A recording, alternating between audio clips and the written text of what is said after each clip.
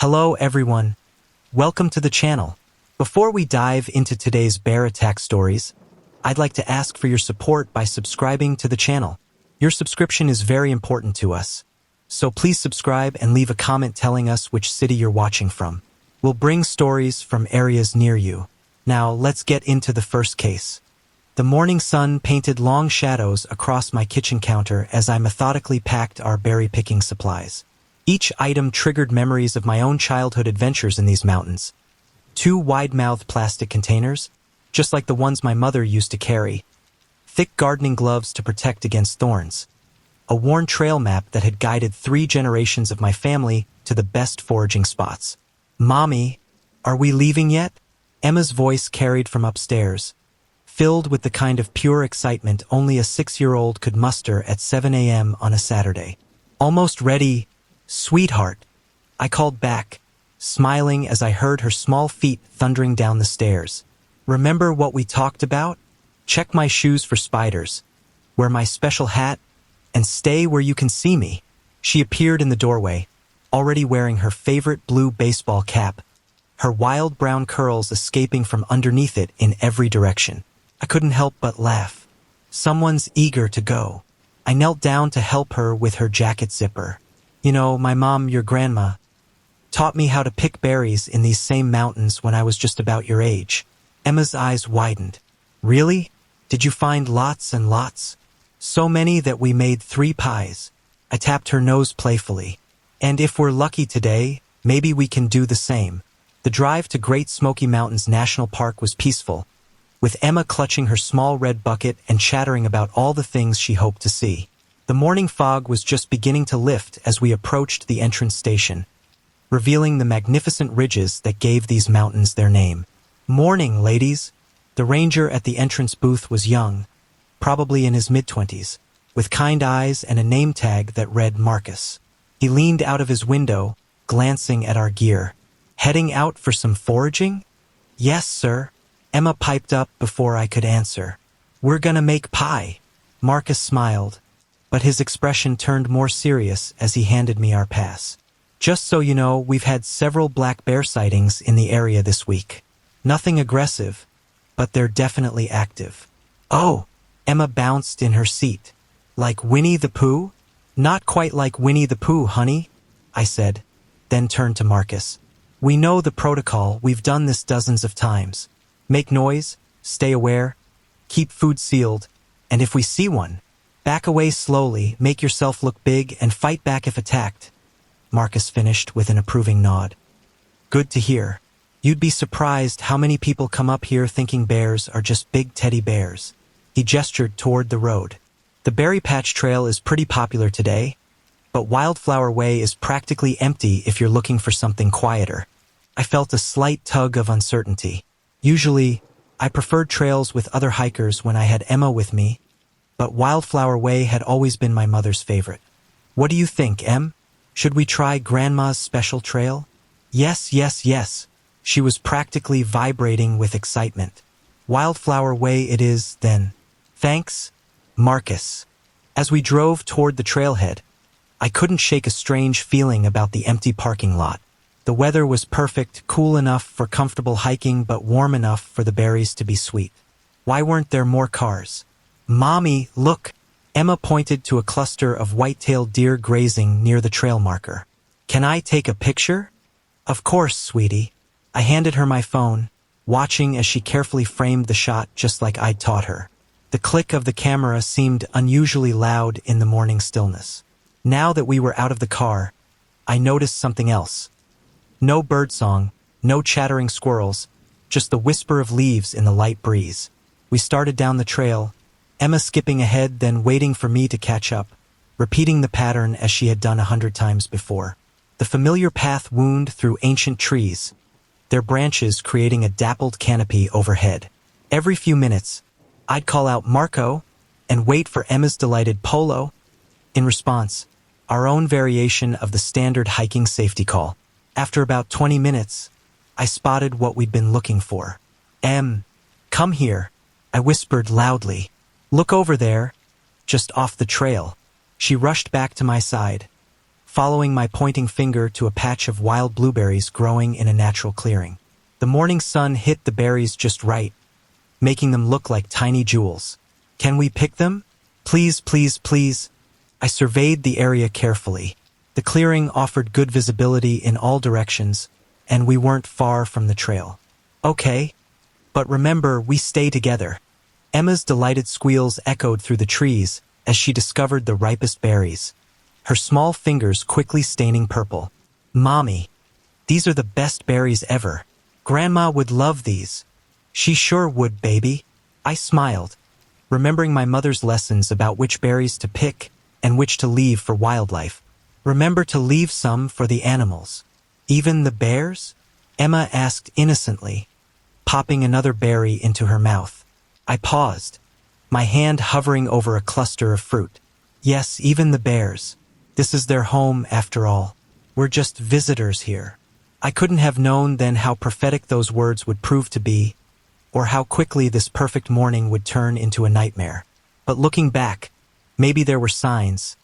The empty parking lot, the unusual silence, the absence of other hikers on such a beautiful day. Sometimes I wonder if some deep, primitive part of my brain recognized the danger, but the familiar routine of our mother-daughter adventure had drowned out those ancient warning bells. If only I'd listened more carefully to the silence. The crash came without warning, a sudden, violent thrashing in the underbrush that sent birds scattering into the sky. The sound hit me like a physical force, stopping my hand mid-reach for another berry. My mother's voice echoed in my memory. The forest always tells you when something's wrong. You just have to listen. Emma, I whispered, trying to keep my voice steady as my hand found her shoulder. Stay very still, sweetheart. She froze under my touch, her small bucket of berries trembling in her hands. A half-eaten blueberry fell from her fingers, leaving a purple stain on her white sneaker. The forest around us had transformed in an instant, the comfortable silence of our picking replaced by something heavier, more oppressive. Mommy, Emma's voice was barely a breath. I'm scared. Shoo, I soothed, though my own heart was hammering against my ribs. Remember what rangers teach us. We just need to be quiet and listen. And listen we did. The absence of sound was deafening. No chickadees calling their familiar chickadee. No squirrels chattering in the branches above. Even the wind seemed to hold its breath. In all my years of hiking these mountains, I'd never heard such absolute stillness. That's when I saw it fresh claw marks on the trunk of a nearby oak, the exposed wood still light and raw against the darker bark.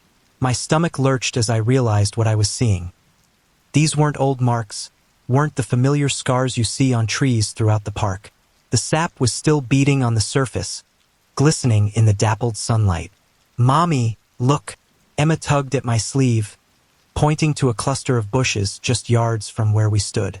The branches were broken and bent, berries crushed and scattered across the ground.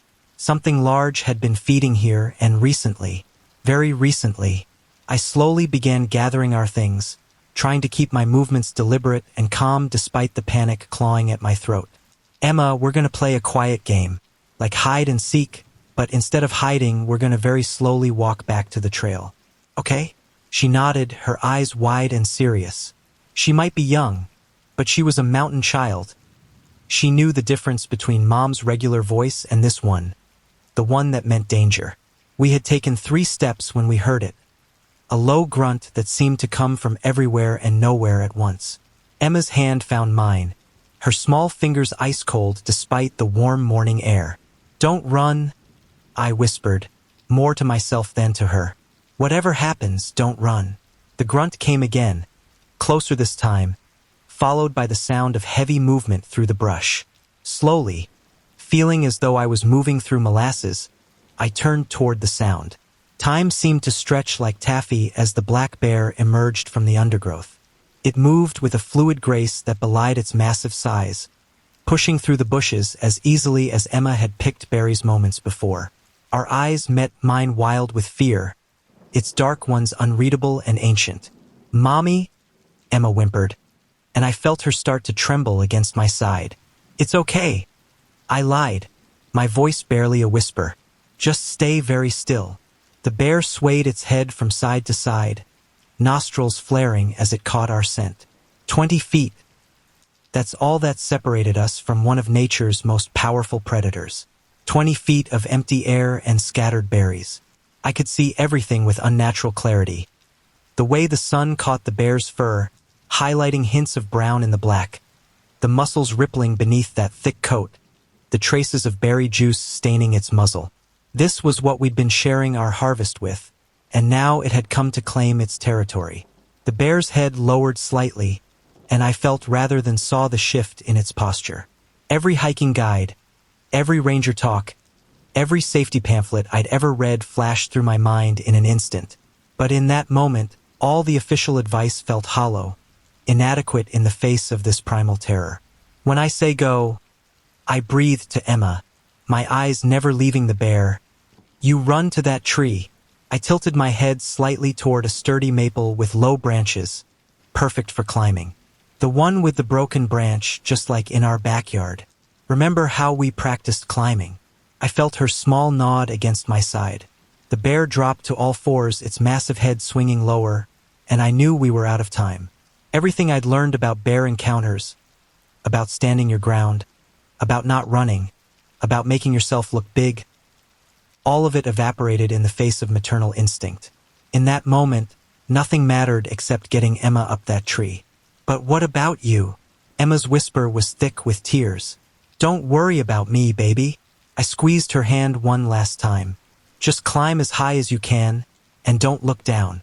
Promise me." "I promise." The bear took a step forward, its paw larger than Emma's head, and I knew with terrible certainty what was about to happen. The peaceful morning had become a nightmare, and we were about to learn firsthand why these mountains belonged to the bears long before they belonged to us. The bear's next step brought a twig beneath its weight, and the snap was like a starting gun. All the competing thoughts in my head, the ranger's warnings, my mother's lessons, the safety guidelines, condensed into a single, crystal-clear imperative. Save my daughter. Everything else, my own safety, the proper protocols, even the berries scattered at our feet, became irrelevant in the face of that one driving need. I gathered my breath, my muscles tensing as I prepared for what would come next. The bear's eyes locked with mine one final time, and in that moment, I swear I saw something there, not malice or hunger, but something older, something that belonged to these mountains in a way that I never would. Then the bear lunged forward, and I screamed the word that would change everything. "Run!"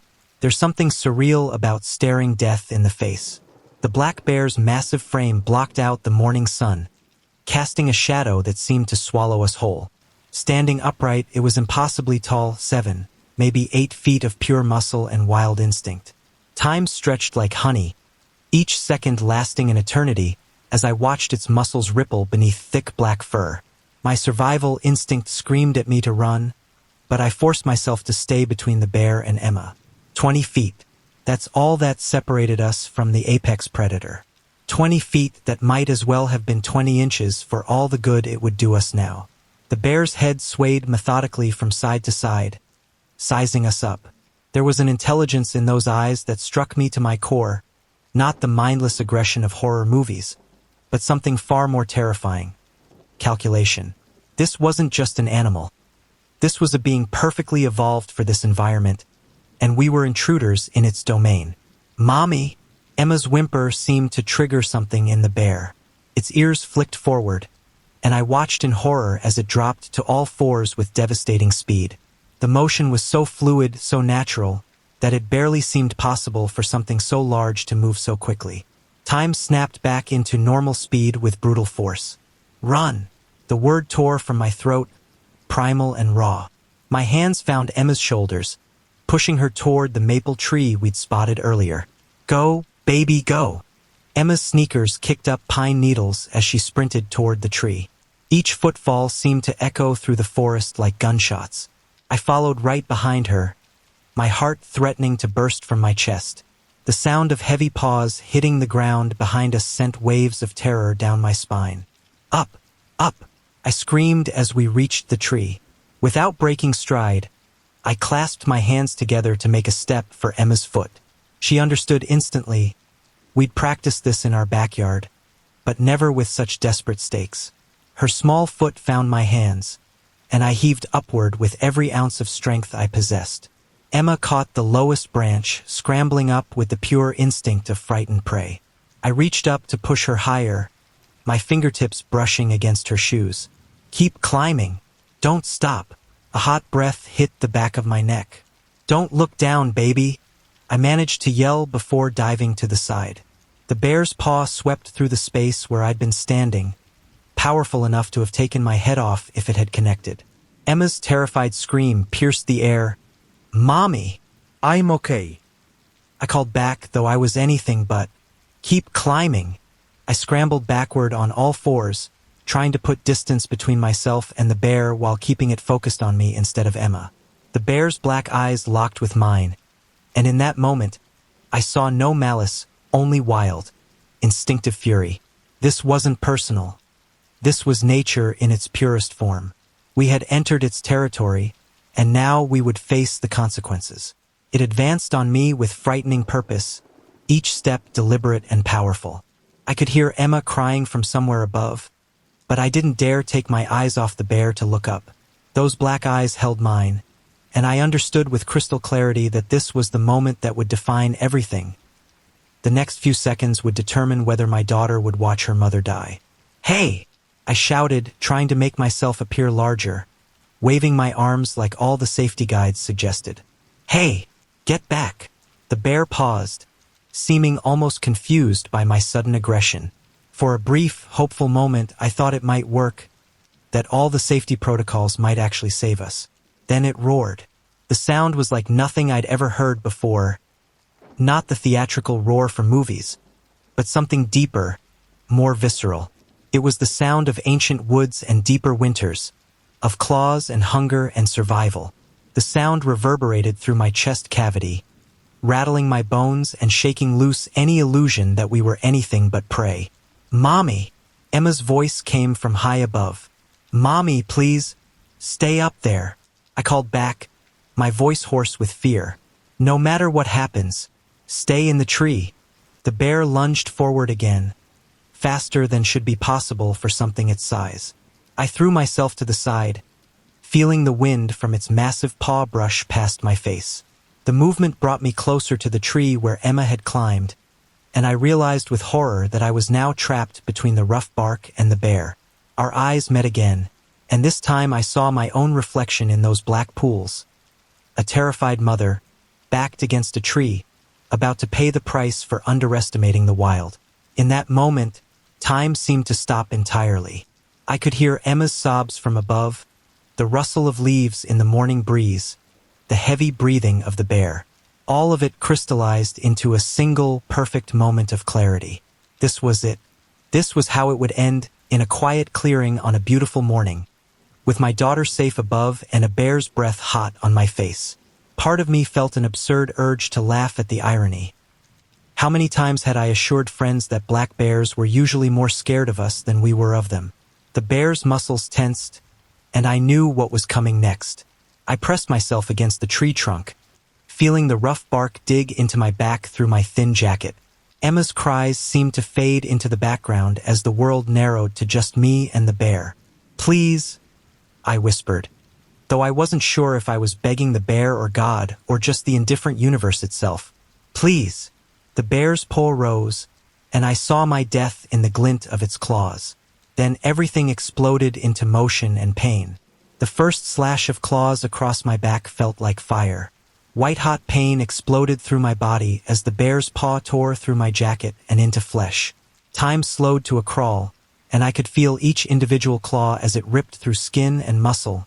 1, 2, 3 parallel lines of agony. "Mommy!" Emma's scream from above pierced through the haze of pain. Mommy, no. Warm blood soaked through my shirt, its metallic scent filling the air. Some distant part of my mind recognized that this would only excite the bear more, but I couldn't focus on anything except the burning sensation spreading across my back. "Don't look, Emma," I managed to gasp out between ragged breaths. "Close your eyes, baby." I rolled away from the tree, every movement sending fresh waves of agony through my torn flesh. The ground was cold and damp beneath me, pine needles sticking to my blood-slick hands as I scrambled backward. The bear followed, its massive form blocking out the sun as it advanced. Another swipe came, this one aimed at my face. I jerked backward on pure instinct, feeling the wind from the bear's claws as they missed my head by mere inches. The movement sent me sprawling onto my back, and I screamed as my wounds pressed against the forest floor. "Someone help us!" Emma's voice echoed through the trees, high and desperate. "Please, somebody!" But there was no one to hear her cries. We were alone on the quiet trail, just as I'd planned, just as I'd wanted. The irony of it threatened to choke me. I kept backing away until my spine hit another tree trunk. The rough bark pressed against my wounds, sending fresh stabs of pain through my body. Looking up, I found myself trapped between the unforgiving wood and the bear's approaching bulk. The bear rose up again, towering over me. In that moment, our eyes met, and what I saw there would haunt me forever. There was no evil in those eyes, no malice or cruelty, just the pure, unfiltered wildness of nature itself. This wasn't personal. It was simply the law of these mountains. We had entered its domain, and now we were paying the price. "Please," I whispered, though I knew begging would mean nothing to this creature of instinct and power. "Please, my daughter." The bear's head tilted slightly, as if considering my words. For a brief, desperate moment, I allowed myself to hope that something in my voice had reached whatever primitive understanding existed between mammals, between mothers. Then it lunged forward, jaws snapping. I threw my arm up instinctively and felt hot breath on my skin. The bear's teeth grazed my forearm, not quite catching flesh but tearing my jacket sleeve. The moment of protection cost me my balance, and I fell sideways, landing hard on my injured back. The pain was explosive. Black spots danced at the edges of my vision as I fought to stay conscious. Above me, I could hear Emma's continuous sobbing, punctuated by screams that seemed to come from very far away. "Mommy, get up. Please get up." The bear circled closer, its movements deliberate and focused. Blood dripped steadily from my back, each drop marking another second of consciousness I couldn't afford to lose. My daughter's life depended on me staying awake, staying alive. I pressed my hand against the tree behind me, using it to slowly pull myself up. Every movement sent fresh waves of agony through my torn back, but I forced myself to focus. The world swam in and out of focus as I finally managed to get to my feet. The bear watched my struggle with what almost looked like curiosity, its massive head swaying from side to side. We were less than 6 feet apart now, close enough that I could smell its wild, musky scent, could see the bits of berry juice still staining its muzzle from its earlier meal. "Run away!" Emma screamed from her perch. "Mommy, run!" But there was nowhere to run. The bear had positioned itself perfectly, cutting off any escape route. I was pinned between it and the tree, my blood marking a grotesque trail on the bark behind me. Through the haze of pain and fear, a strange clarity descended. This was the moment, fight or die. There would be no rescue, no last-minute intervention. Just me, my daughter watching from above, and a bear following its nature. Time seemed to crystallize as the bear's black eyes locked with mine one final time. In that eternal moment, I saw everything. Emma's first steps, her first words, her delight at finding the perfect berry just minutes ago. I saw all the future moments I might miss, her first day of school, her graduation, her wedding. All of it hung in the balance, suspended between one heartbeat and the next. The bear's muscles tensed, preparing for what would surely be its final attack. Its claws glinted in the dappled sunlight, still wet with my blood. In that moment, I knew with terrible certainty that if I didn't do something, anything, these would be my last conscious thoughts. Emma's voice came again, small and broken. "Please don't die, Mommy. Please." Something snapped inside me. Not my body, which was already broken and bleeding, but something deeper, something primal and fierce. I was a mother, and my child was watching. I would not let her last memory of me be one of defeat. The bear rose up for its final attack, and I knew I had one chance left. One final moment to prove that a mother's love could stand against even nature's most perfect predator. I gathered every ounce of strength I had left, pressed my feet firmly against the blood-slick ground, and prepared to fight for my life. In the midst of terror and pain, a memory surfaced with startling clarity. Ranger Marcus's voice from our countless safety briefings. Remember, black bears and grizzlies require different responses. With a grizzly, play dead. With a black bear, fight back. Your life depends on knowing the difference. The bear before me was definitely a black bear, and something clicked in my pain-addled brain. Play dead and I would be dead. This was no time for submission. Through the fog of blood loss and fear, I forced myself to focus. My fingers scraped against the tree bark behind me, searching for something, anything, I could use. A broken branch caught my hand, sending splinters into my palm. It wasn't much, but it was all I had. "Emma," I called up, trying to keep my voice steady despite the pain. "Remember what we do when we see scary dogs? Make noise." Her voice quavered from above. "That's right, baby. As loud as you can. Ready?" I didn't wait for her response. Gripping the branch with both hands, I launched myself forward, swinging it with every ounce of strength I had left. The motion sent fresh waves of agony through my torn back, but I channeled the pain into my voice, screaming with a ferocity I didn't know I possessed. "Get back!" The branch connected with the bear's sensitive nose, making it flinch. "Get away from us!" Emma's voice joined mine, her high-pitched screams echoing through the trees. The sudden cacophony seemed to startle the bear, causing it to take a step backward. "Louder!" I yelled, advancing another step. My vision swam, dark spots dancing at the edges, but I forced myself to stay upright. "Scream as loud as you can." Our voices merged into a desperate chorus that shattered the mountain morning. I kept swinging the branch, not really hitting the bear anymore but maintaining the aggressive movement. Blood ran down my back in warm rivulets, but the pain felt distant now, secondary to the primal need to survive. "Go away!" Emma's voice cracked with effort. "Leave my mommy alone."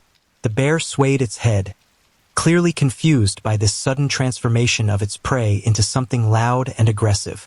It took another step back, its earlier predatory focus replaced by uncertainty. I pressed our advantage, remembering another piece of ranger advice. Make yourself look as big as possible. I raised the branch high, ignoring the screaming pain in my back, and spread my jacket wide with my other hand. "Back off!" My throat felt raw from screaming, but I didn't dare stop. "This is not your day."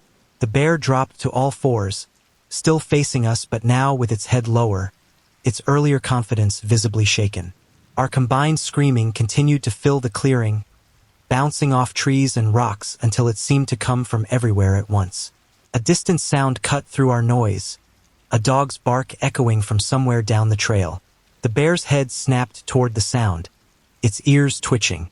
I seized the moment, taking another aggressive step forward. "Yeah, you hear that? More humans coming. Get out of here." The bear backed away further, its movements becoming less focused, more uncertain. With each step it took, I felt a wild hope building in my chest. This might actually work. We might actually survive this.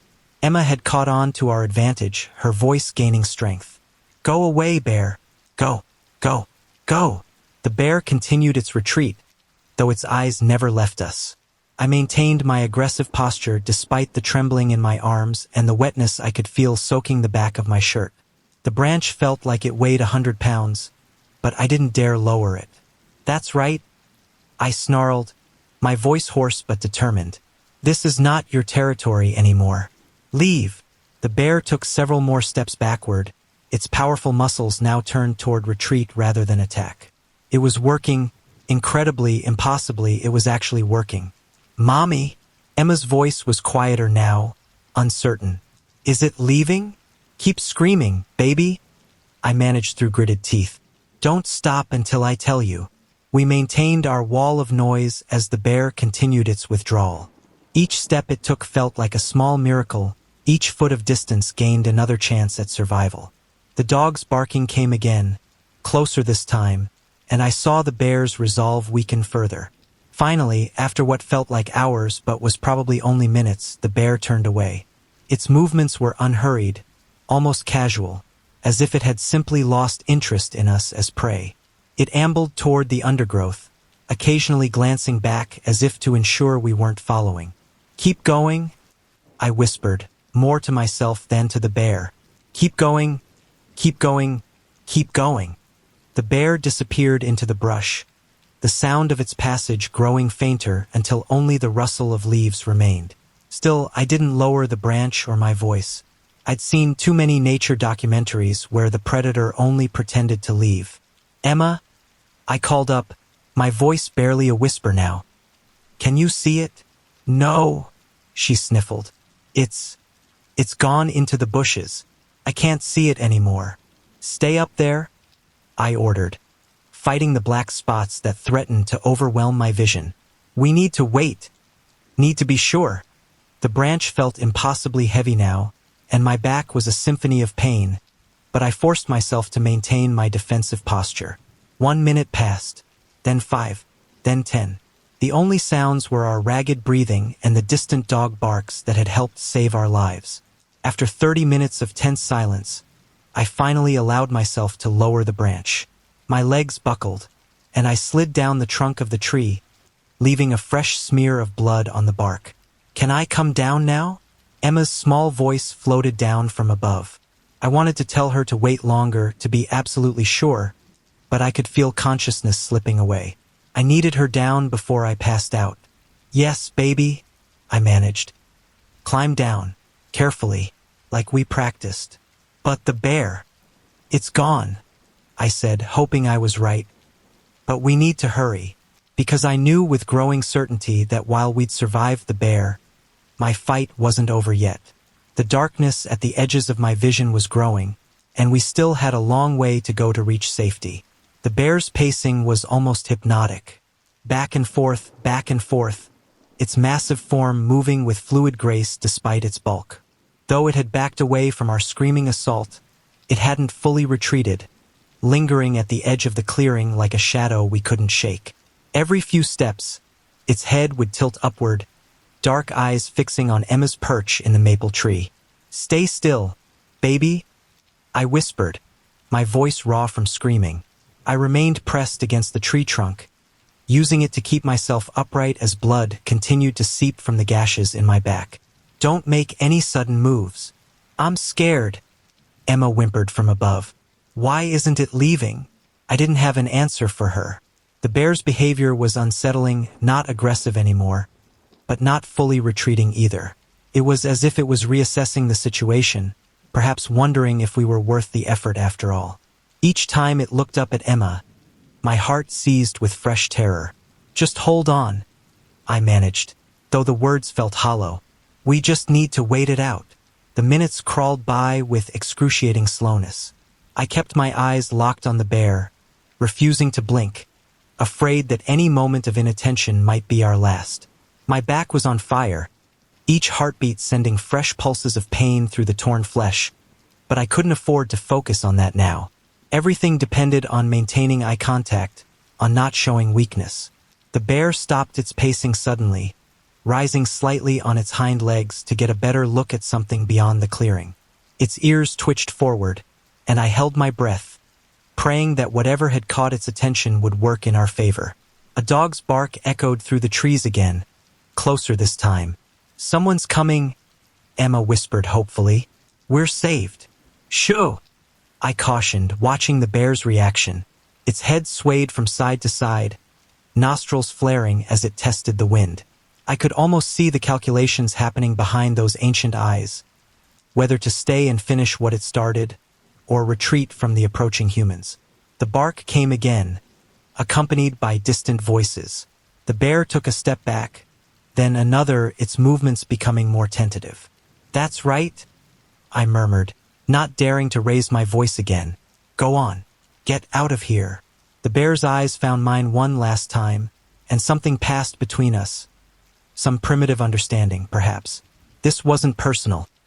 It was just nature, raw and unfiltered. Today, against all odds, we had proven ourselves not worth the effort. Slowly, with the deliberate movements of a creature that feared nothing in these woods, the bear began to move away. It paused every few steps to look back, particularly when Emma shifted position in her tree. "Mommy?" she called down softly. "Can I come down now?" "Not yet," I said firmly, never taking my eyes off the retreating predator. "We wait until we're sure." The bear's form grew harder to track as it moved into the dappled shadows of the forest.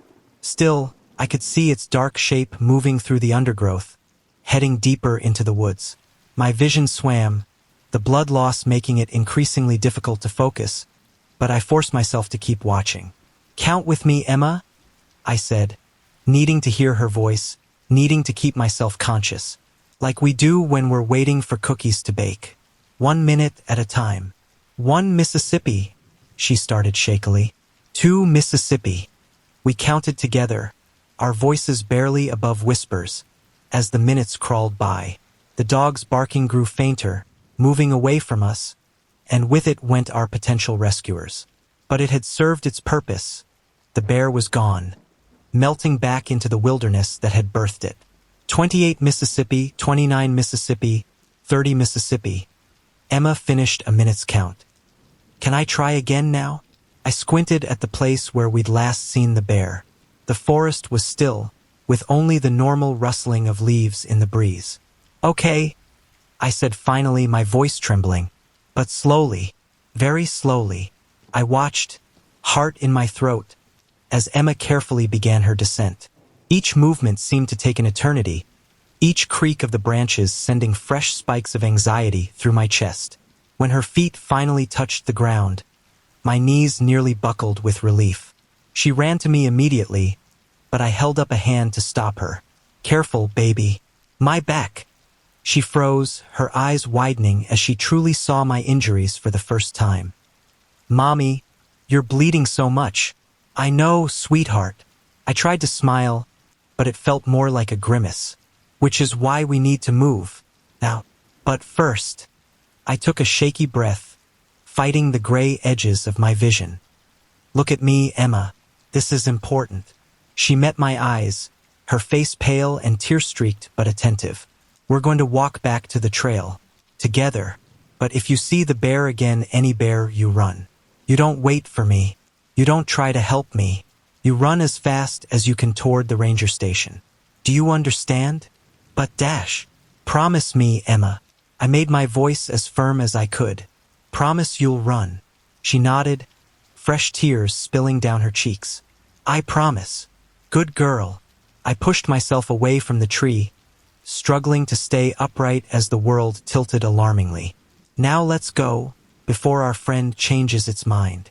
We began our slow retreat, Emma matching my stumbling pace. Every few steps, we'd both look back, checking the shadows between the trees.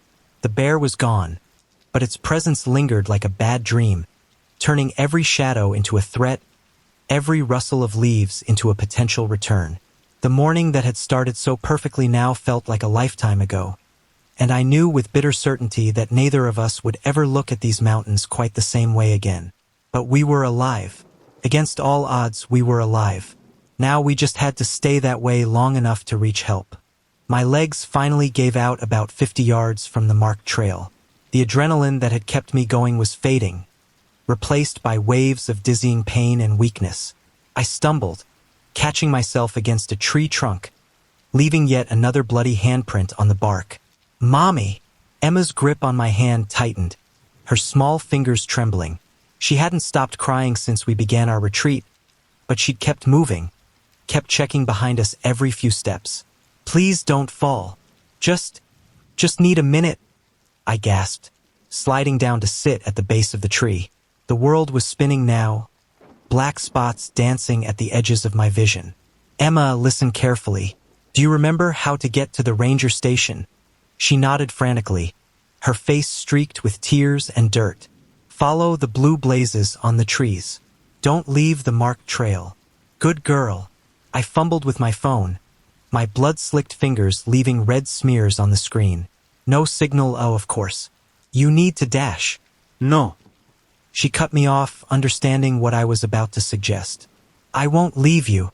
The bear might come back. Emma, sweetheart. I tried to focus on her face, but it kept blurring in and out. I can't walk anymore. You need to get help. No. Her scream echoed through the trees, making us both freeze in terror. Lower, she continued, please don't make me leave you, Mommy. Please. The desperation in her voice broke something inside me. She was right. I couldn't send her alone through bear country, not after what we'd just experienced. We'd survive this together or not at all. Okay? I whispered, pulling her close despite the pain it caused. Okay, baby. We'll rest for a minute, then try again. That's when we heard it, the crunch of boots on the trail ahead.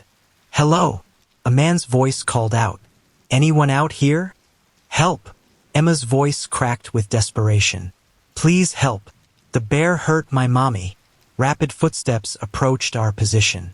Through my increasingly tunneled vision, I saw Ranger Marcus burst through the underbrush, his hand on his bear spray. His face went pale when he saw us. Oh God! He breathed, then immediately keyed his radio. This is Marcus. I need immediate medical assistance on Wildflower Way, approximately half-mile from the North Trailhead. Bear attack victim with severe lacerations. Send rescue team and paramedics. Over. The radio crackled with confirmation as Marcus knelt beside me, his trained eyes assessing the damage. Mrs. Thompson? Amy? Can you hear me? I managed a weak nod, fighting to stay conscious. The bear. I started. Don't worry about the bear right now. He cut me off gently, shrugging off his outer shirt to press against my wounds. Help is coming. Emma, honey, can you tell me what happened? Through my fading consciousness, I heard Emma recount our ordeal, the sudden silence in the forest, the bear's appearance, our desperate climb to safety. Her voice shook, but she kept going, describing details I hadn't even noticed in the chaos. The berry stains on the bear's muzzle, the way its claws had glinted in the sunlight, the sound its paws made on the forest floor. More footsteps approached. Voices called out. The world became a blur of activity and motion. Bear attack. We need the trauma team. Multiple deep lacerations across the upper back. Significant blood loss. Keep her awake. The EMTs arrived with their equipment, their practiced movements carrying an urgency that would have frightened me if I'd been more alert. One of them cut away what remained of my jacket and shirt, exposing the full extent of the damage. Jesus, someone whispered. I caught a glimpse of my reflection in the window of their medical kit. My face ghost white, splattered with dirt and blood. Then I saw the wounds in the mirror. 3 deep parallel gashes running diagonally across my back, the torn flesh already beginning to swell. Mrs. Thompson? A female EMT's face appeared in my narrowing field of vision. We're going to give you something for the pain now. Okay? I tried to reach for Emma, but my arm felt like it weighed 1,000 pounds. My daughter. I've got her. Marcus's voice came from somewhere nearby. She's safe. You just focus on staying awake.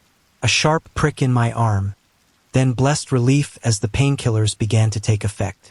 The world grew softer around the edges, the pain receding to a distant throb.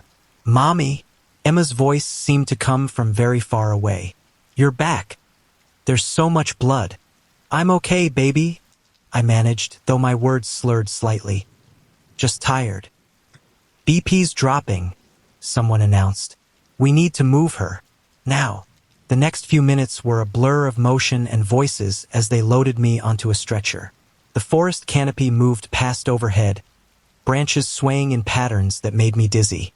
Emma's hand remained locked in mine, her grip almost painful in its intensity. The bear, I heard one of the rangers ask. Probably long gone, Marcus replied. But we'll need to close this trail, set up warnings. This is the 3rd encounter this month. Will she be okay? Emma's voice trembled. Your mom's tough, Marcus assured her. Look how she protected you. Those are warrior wounds. She'll have some impressive scars to show for it. Scars.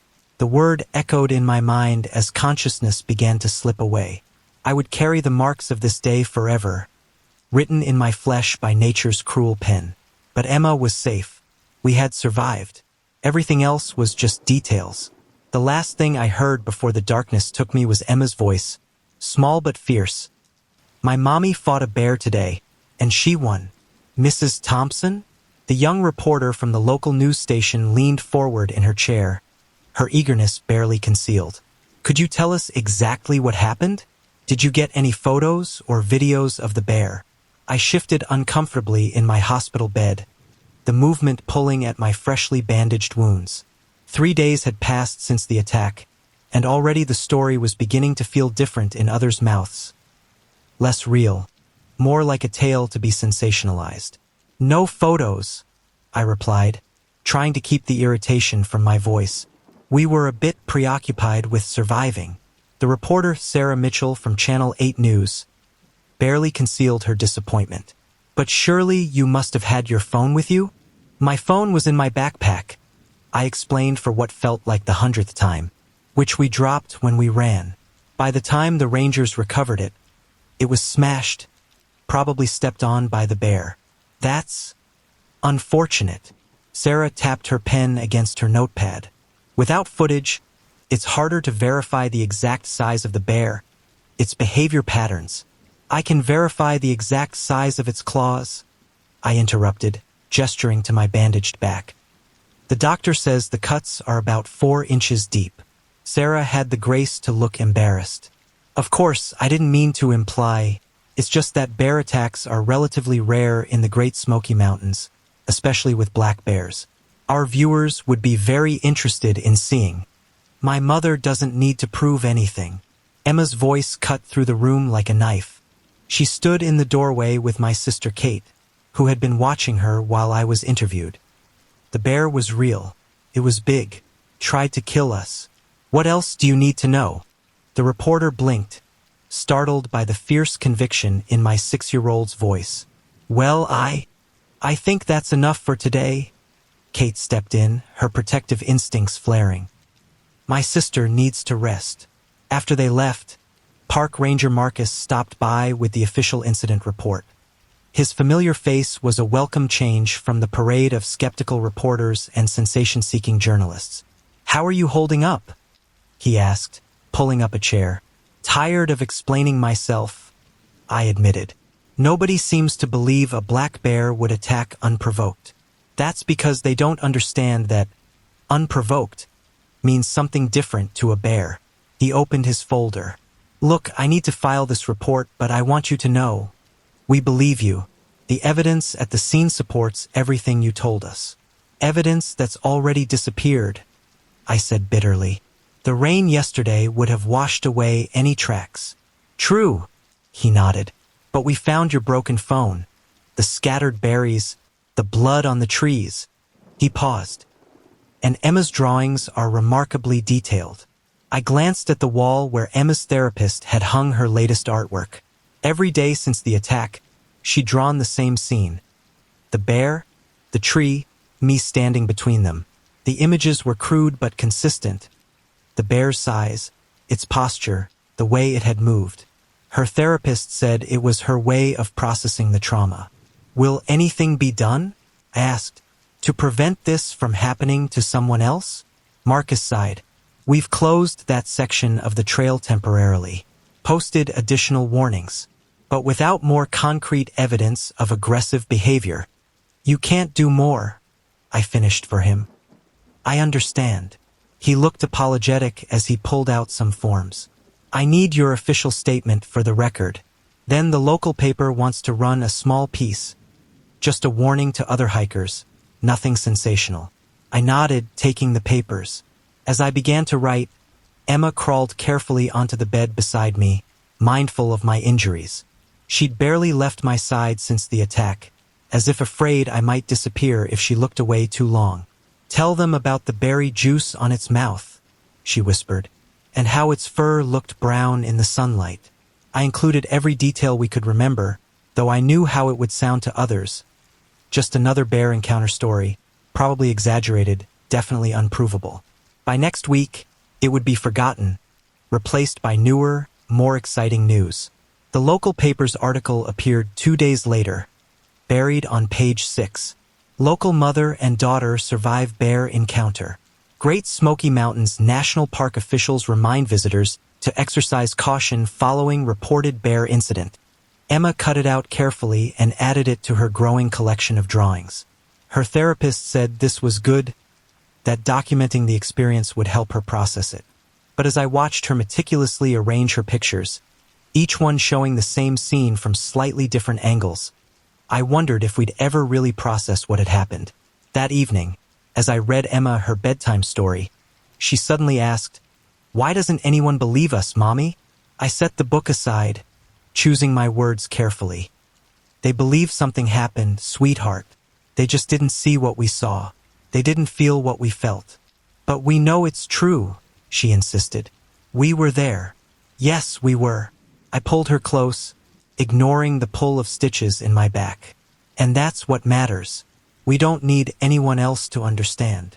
She was quiet for a moment, then said, "I drew another picture today, for the ranger station." "Oh," she nodded solemnly. "So they'll remember.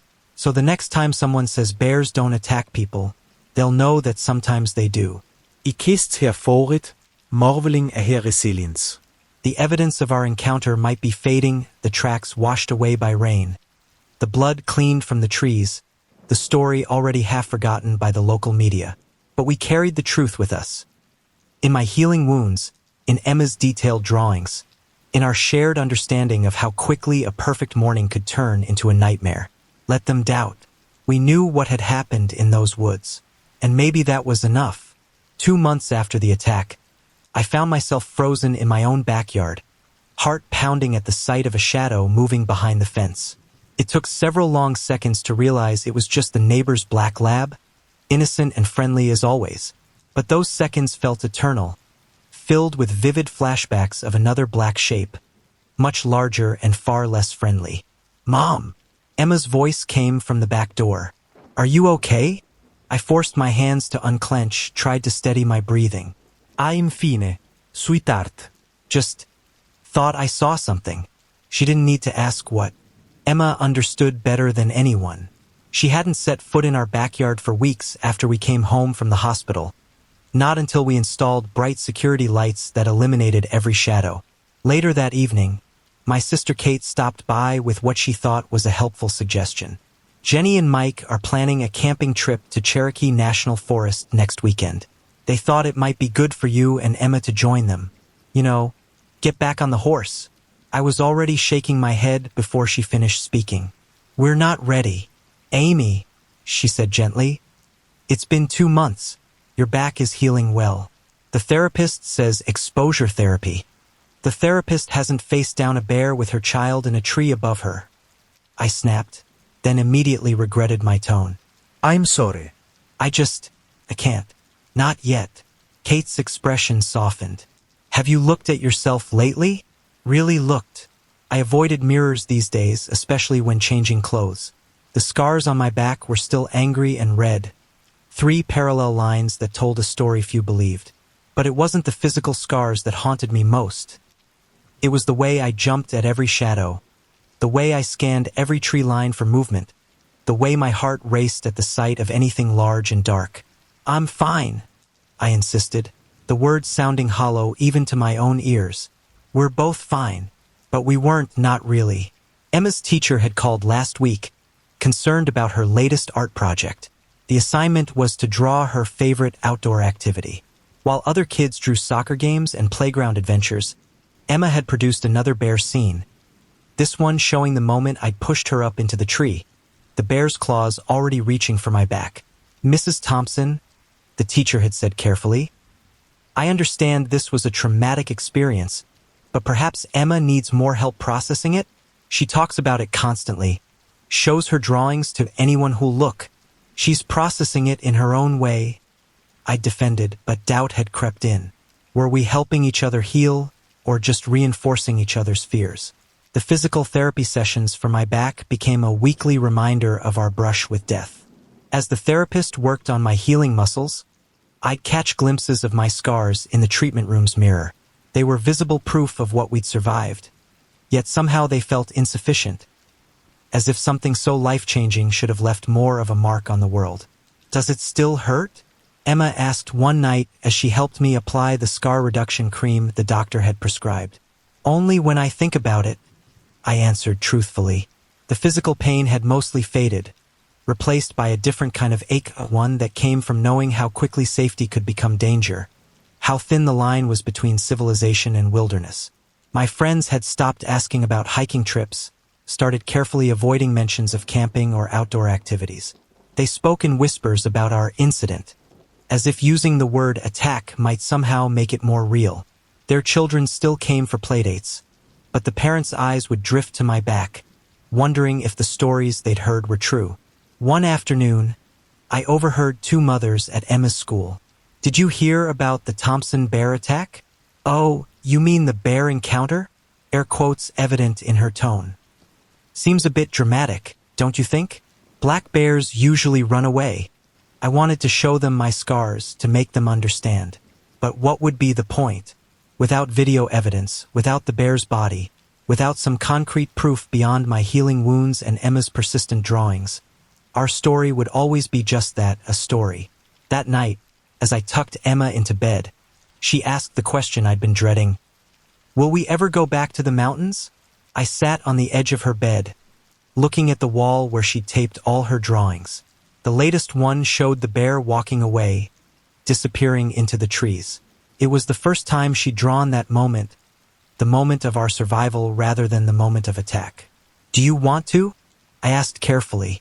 She was quiet for a long moment, fidgeting with her blanket. "Maybe, but not for berries, and not to that trail." I understood completely. The mountains still called to me, their beauty unchanged by our experience. But they were different now, transformed by knowledge we couldn't unlearn. We knew now what lurked in those peaceful woods, knew how quickly a perfect morning could turn into a nightmare.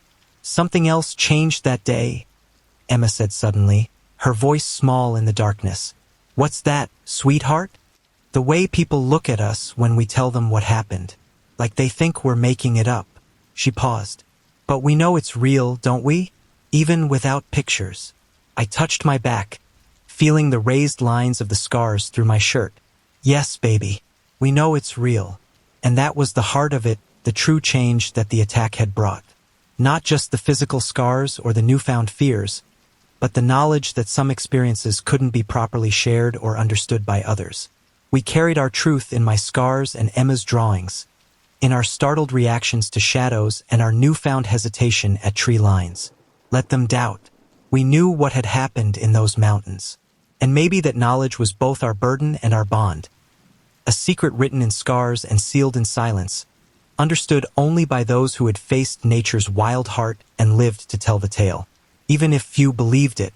6 months after the attack, I stood in front of my bathroom mirror, twisting to examine my back. The angry red lines had faded to silvery tracks across my skin, less dramatic than I remembered. The doctor had been right, the scar reduction cream had worked better than expected. Now the marks looked almost delicate, like strange abstract art painted on my flesh. "They're prettier now," Emma said from the doorway, making me jump. She'd become silent in her movements these past months, unconsciously adopting the watchful quiet we'd learned that day in the woods. "Like moonlight." I let my shirt fall back into place. "They are, aren't they?" I managed to smile. "Less scary." "I haven't drawn a bear picture this week," she announced proudly, coming to stand beside me. "Ms. Peterson says that's progress."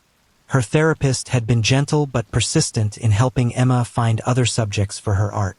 Lately, her drawings had featured butterflies and rabbits, still woodland creatures, but ones that didn't make us both flinch at the memory. "That is progress," I agreed, running my fingers through her hair. "Speaking of progress, there's something I want to show you." In the kitchen, I pulled out a folder I'd been hiding behind the cookbooks. Inside were trail maps of the Great Smoky Mountains National Park. I spread them on the table, watching Emma's reaction carefully. Her body tensed slightly, but she didn't back away. Are those? Just maps, I assured her quickly. For looking, not for using. Not unless you want to someday. She reached out hesitantly, her small finger tracing the familiar paths. She paused when she reached Wildflower Way, our trail. The park had reopened it months ago, though the ranger station now displayed prominent warning signs about bear safety. I don't want blueberries anymore, she said suddenly. Jenny offered me some at lunch yesterday, but I couldn't eat them. I know, baby. The taste of blueberries had become bitter for us both, tainted by memory. But you know what? That's okay. There are other berries in the world. She looked up at me, her eyes serious. Do you think the bear is still there? In the woods. I considered my answer carefully. Ranger Marcus had kept us updated, though there was never much to tell. No one had found our bear, and part of me was glad for that. It meant the wild was still wild, still following its own rules. Probably, I said honestly, but that's where it belongs. And we learned something important that day, didn't we? That bears are dangerous? That, yes, but also that we're stronger than we knew. Both of us. She nodded slowly, then asked the question I'd been waiting for. Will we ever go back? I sat down, pulling her into my lap, a feat that was getting harder as she grew. I've been thinking about that. Not to that trail and not for berries. But maybe someday we could try a different part of the park. The populated areas with the viewing platforms and ranger stations. Would you want that? She was quiet for a long moment, her fingers still tracing the map. Could we bring Aunt Kate? And maybe Uncle Mike with his big whistle? We could bring everyone, I promised. Make it a family trip. Stick to the main trails. But only if you're ready. And only if I'm ready too. Are you? She twisted to look at me. Ready. I touched my back, feeling the smooth ridges of the scars through my shirt. 6 months ago, I'd thought these marks would define us forever, would keep us trapped in that moment of terror and survival. But scars, I was learning, had a way of fading and not disappearing, but becoming part of a larger story. I'm getting there, I said truthfully. The rangers tell me they never found that particular bear, and somehow that helps. It reminds me that what happened was just nature. Not good, not evil. Just wild. Emma nodded sagely. Like in my books about wolves. They're not bad. They're just being wolves. Exactly. I hugged her closer. And you know what? Sometimes I catch myself looking at these maps, thinking about all the trails we haven't tried yet. Not today, maybe not this year, but someday. With lots of bear spray, she added firmly. With lots of bear spray, I agreed, laughing. And bells and whistles, and probably a small army of relatives. She giggled, then grew serious again. I'm glad we lived, Mommy. Oh, baby. I turned her to face me. Me too. And I'm so proud of how brave you've been. You were braver, she insisted. You fought the bear. We both did in our own ways. And now we're both healing in our own ways. She slid off my lap and went to the refrigerator, where her last bear drawing hung among shopping lists and school notifications.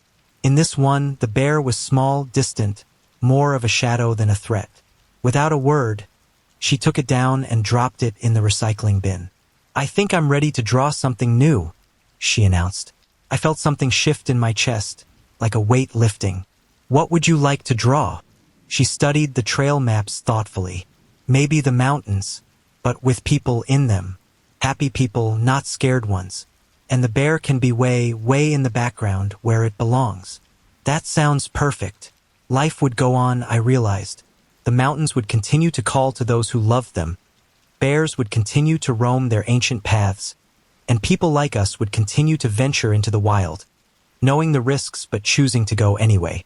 Our experience hadn't changed that eternal dance between civilization and wilderness. It had just given us a deeper understanding of the steps. Later that night, as I tucked Emma into bed, she asked, "Do you think anyone will ever believe our story?" I thought about my fading scars, about Emma's evolving artwork, about the way our tale had already begun to feel distant, like something that had happened to different people in a different time. Some will, some won't, I said finally. But that's not what matters anymore. What matters is that we're here, we're healing, and we're ready to write the next chapter of our story. Even if it takes us back to the mountains. Just not for blueberries, she mumbled sleepily. No, I agreed, kissing her forehead. Not for blueberries, but maybe for something better. As I turned out her light, I caught a glimpse of the mountains through her window, their ancient silhouettes dark against the star-filled sky. They were still beautiful, still wild, and still worthy of respect. We would return someday, carrying our scars and our wisdom, knowing that survival wasn't just about fighting. It was about learning when to fight, when to run, and when to simply let the wild be wild. And maybe that was the greatest lesson of all. The September morning greeted me with a sharp bite of cold mountain air as I stepped out of my rental car at Yellowstone's Lamar Valley trailhead. The dashboard clock read 6:47 a.m., early enough to catch the golden hour for photography, late enough to see the trail clearly. Perfect timing, or so I thought. I adjusted my camera strap and double-checked my backpack. Water bottles, trail mix, first aid kit, and bear spray. The ranger's words from yesterday's orientation echoed in my head. Remember, folks, you're in grizzly country. Always carry bear spray and know how to use it.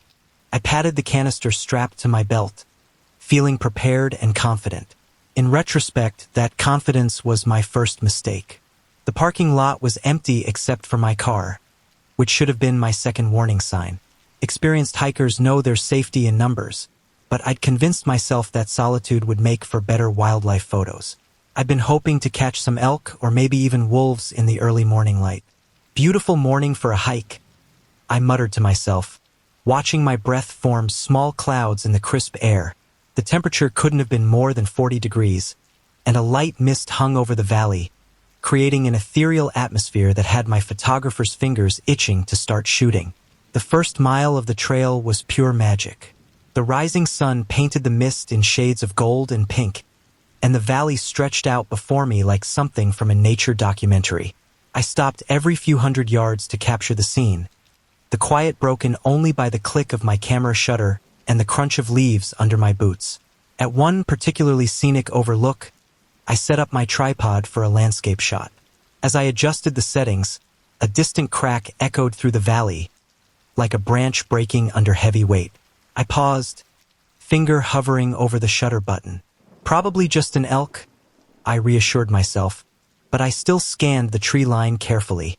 The rangers had mentioned that September was an active month for bears, with them feeding heavily before winter. But the valley looked peaceful, serene even. I checked my watch, 7:30 a.m. The morning light was perfect now, and I lost myself in photographing the landscape. The mist was starting to burn off, revealing more of the valley's features. That's when I noticed the tracks. They crossed the trail about 20 yards ahead. Massive paw prints pressed deep into the soft earth. My heart rate quickened as I approached them, camera forgotten at my side. Fresh. The mud hadn't even begun to dry around the edges. "Keep it together, Greg," I whispered to myself, unconsciously reaching for the bear spray. "Just be alert and make some noise." I should have turned back then. Every hiking guide, every ranger talk, every wildlife documentary emphasizes the same point. Fresh bear signs mean you should retreat. Instead, I convinced myself that the bear must be long gone, probably headed up into the hills for the day. The trail curved ahead through a patch of berry bushes, their branches half stripped of fruit. Scattered berries lay crushed on the ground, and the earth around them was disturbed, clear signs of recent feeding activity. A heavy, musky odor hung in the air, something wild and primitive that made the hair on the back of my neck stand up. I found myself holding my breath, straining to hear any sound that might indicate danger. The forest had gone quiet, no birdsong, no squirrel chatter, just the soft rustle of leaves in the morning breeze. Every wilderness guide will tell you that sudden wildlife silence is nature's warning system, but I was too focused on getting the perfect shot to listen.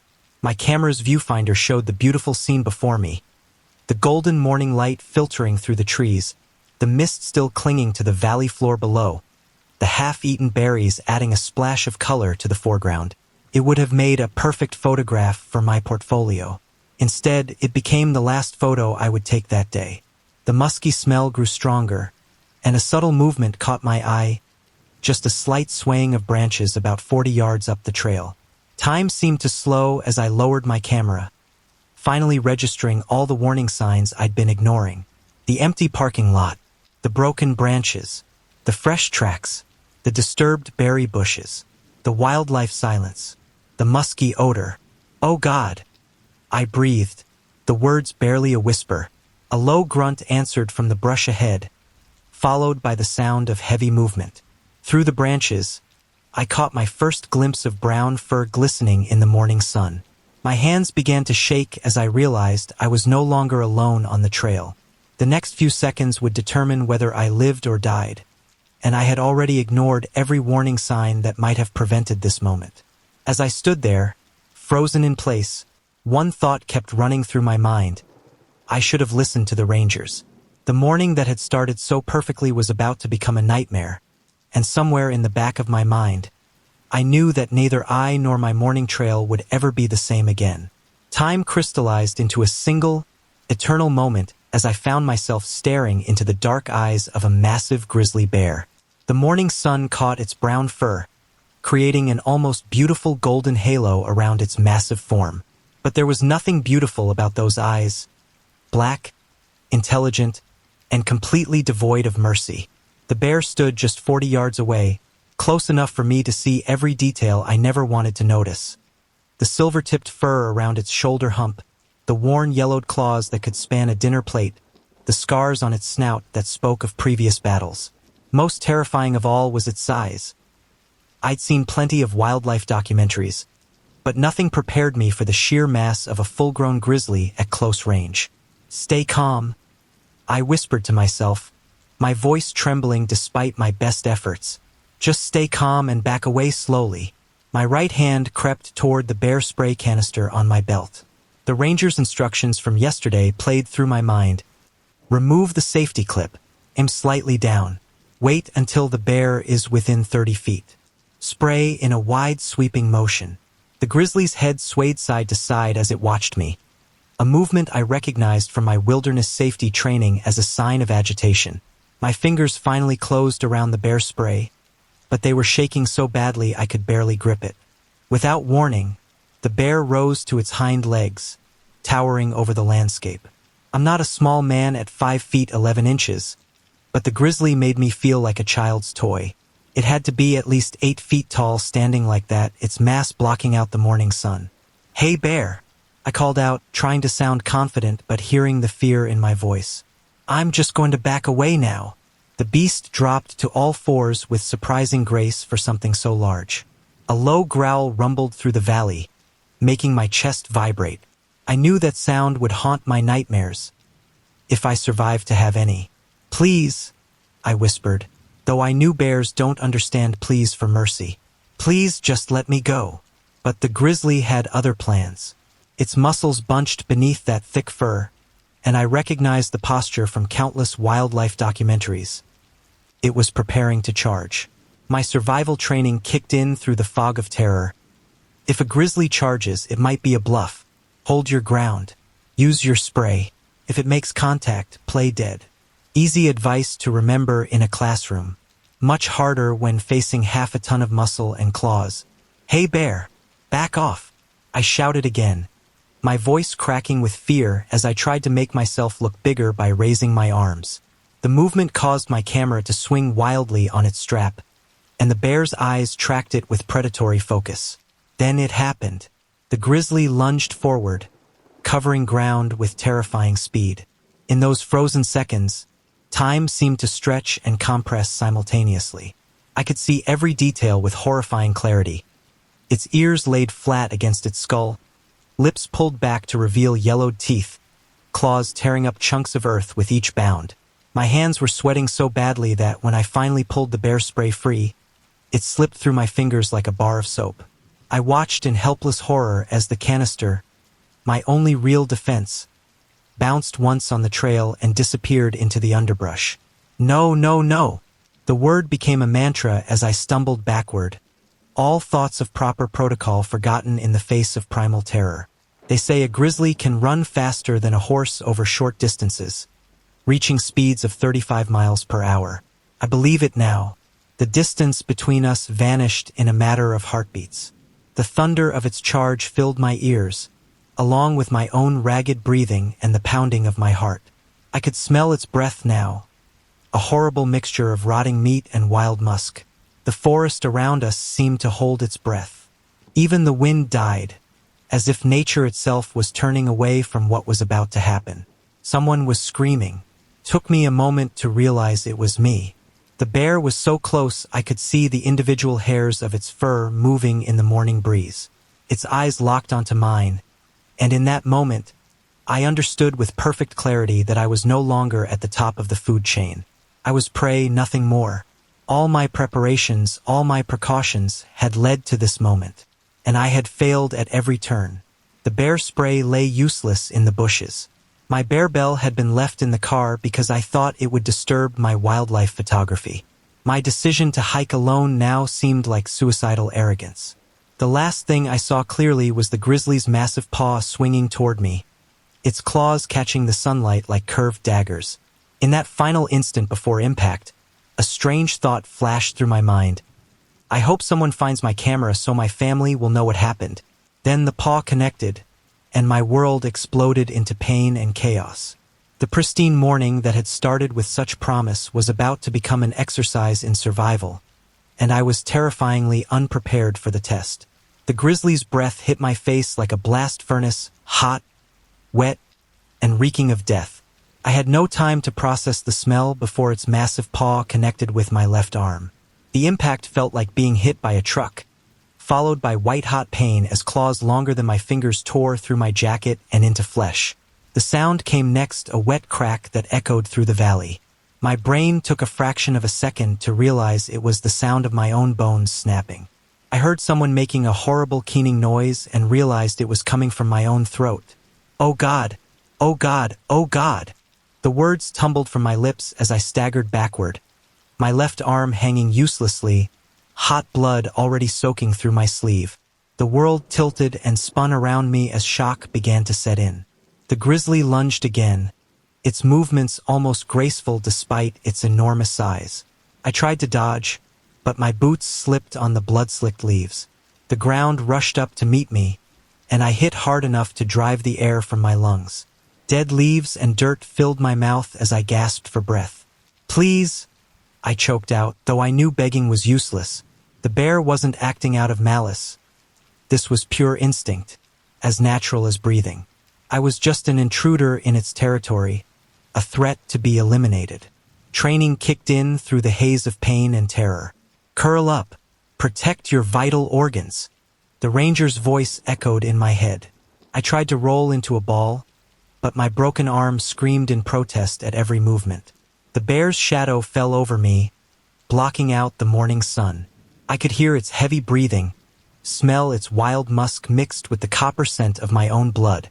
Time seemed to stretch like taffy as I waited for the next attack. Came without warning.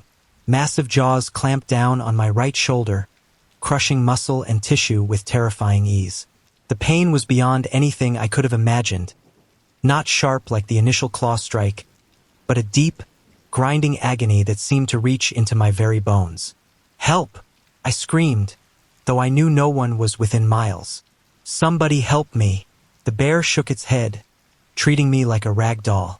My body flopped limply in its grip, my broken arm flailing uselessly. Each movement sent fresh waves of agony through my battered frame. I could feel warm blood running down my back, soaking into my clothes. Through tears of pain, I watched my own blood staining the forest floor, turning the brown leaves a dark crimson. The sight was oddly fascinating, almost beautiful in a terrible way. My photographers, I noticed how the morning sun made the blood droplets gleam like rubies against the dead leaves. "Stay conscious," I told myself, fighting against the growing darkness at the edges of my vision. "Stay conscious or you'll die here." The grizzly released my shoulder, and I fought the urge to scream as its teeth tore free. I could feel cool air hitting wet flesh where my jacket and shirt had been ripped away. The bear's hot breath washed over my face again as it sniffed at me, trying to determine if I was still a threat. Play dead. The thought surfaced through the fog of pain and terror. It's your only chance now. Play dead and maybe it'll leave. I forced my body to go limp, fighting every instinct that screamed at me to run or fight back. My face pressed into the dirt, and I tried to slow my breathing despite the pain that burned through my arm and shoulder with every heartbeat. The sounds of the attack seemed to fade in and out, as if someone was playing with a volume knob. I could hear the bear's heavy breathing, the rustle of leaves under its massive paws, my own blood dripping onto the ground. Somewhere in the distance, a bird called the normal sounds of the forest, continuing as if nothing unusual was happening. I lay there, tasting dirt and blood, feeling my torn flesh throb in time with my racing heart. The morning had started so normally, just another solo hike, another chance for wildlife photography. Now here I was, broken and bleeding, my life depending on whether a wild animal decided I was no longer worth its attention. Through my half-closed eyes, I watched my blood continue to soak into the forest floor. Each drop represented seconds of my life trickling away. The rational part of my mind knew I was going into shock, knew I needed medical attention soon, but all I could do was lie there, playing this macabre game of possum with a creature that could end my life with one more bite. The pain began to feel distant, as if it belonged to someone else. That should have frightened me, but instead it brought a strange sense of calm. My thoughts became fuzzy around the edges, like an out-of-focus photograph. I found myself wondering if anyone would find my camera, if the last pictures I took would show any sign of what was about to happen to me. The grizzly's powerful jaws had torn through muscle and tissue like wet paper. I didn't need medical training to know the damage was severe. Even if I survived, would I ever regain full use of my arm? Would I ever hold a camera steady again? These thoughts drifted through my mind as I lay motionless, my blood staining the pristine wilderness around me. The morning sun continued its arc across the sky, indifferent to the violence it illuminated. And somewhere above me, the bear decided what to do next with its broken prey. Playing dead was no longer an act my body had shut down almost completely, survival instinct taking over where conscious thought failed. The grizzly's breath washed over my neck in hot, wet pants as it assessed whether I was still a threat. Each exhale ruffled my hair and sent shivers down my spine, despite my efforts to remain absolutely still. Please go away. Please go away. Please go away. I repeated in my mind, not daring to move my lips. The mantra became my entire world, drowning out even the throbbing pain in my shattered arm and torn shoulder. Time lost all meaning. Every second stretched into an eternity as the bear circled my motionless form.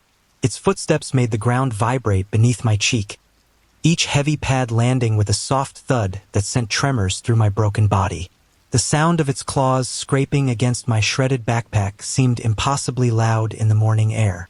My consciousness began to waver, shock setting in like a heavy blanket. The pain in my arm and shoulder became distant, as if it belonged to someone else. I knew this dissociation was dangerous, a sign that I was losing too much blood, but I couldn't bring myself to care. The numbness was almost welcome after the searing agony of the attack. A low grunt from the bear snapped me back to reality. It was investigating my legs now. I could feel its hot breath through my torn pants. Every muscle in my body screamed to kick out, to run, to do something, anything, other than lie here helplessly. But years of reading about bear attacks had taught me one crucial lesson. Movement meant death. Stay still. I commanded myself silently, fighting against every primal instinct. Just stay still. The bear's nose pressed against my calf, sniffing curiously. I could feel its whiskers brush against my skin through the tears in my pants. My heart was pounding so hard I was certain the bear must hear it, must sense the life still pulsing through its prey. More grunts and huffs followed as the grizzly continued its investigation. These weren't the aggressive sounds from earlier. They seemed almost contemplative, as if the bear was trying to figure out what had happened to the threatening creature that had invaded its territory. My face pressed into the dirt. I could smell the rich earth mixed with the metallic scent of my own blood. Leaves tickled my nose, and I fought the desperate urge to sneeze.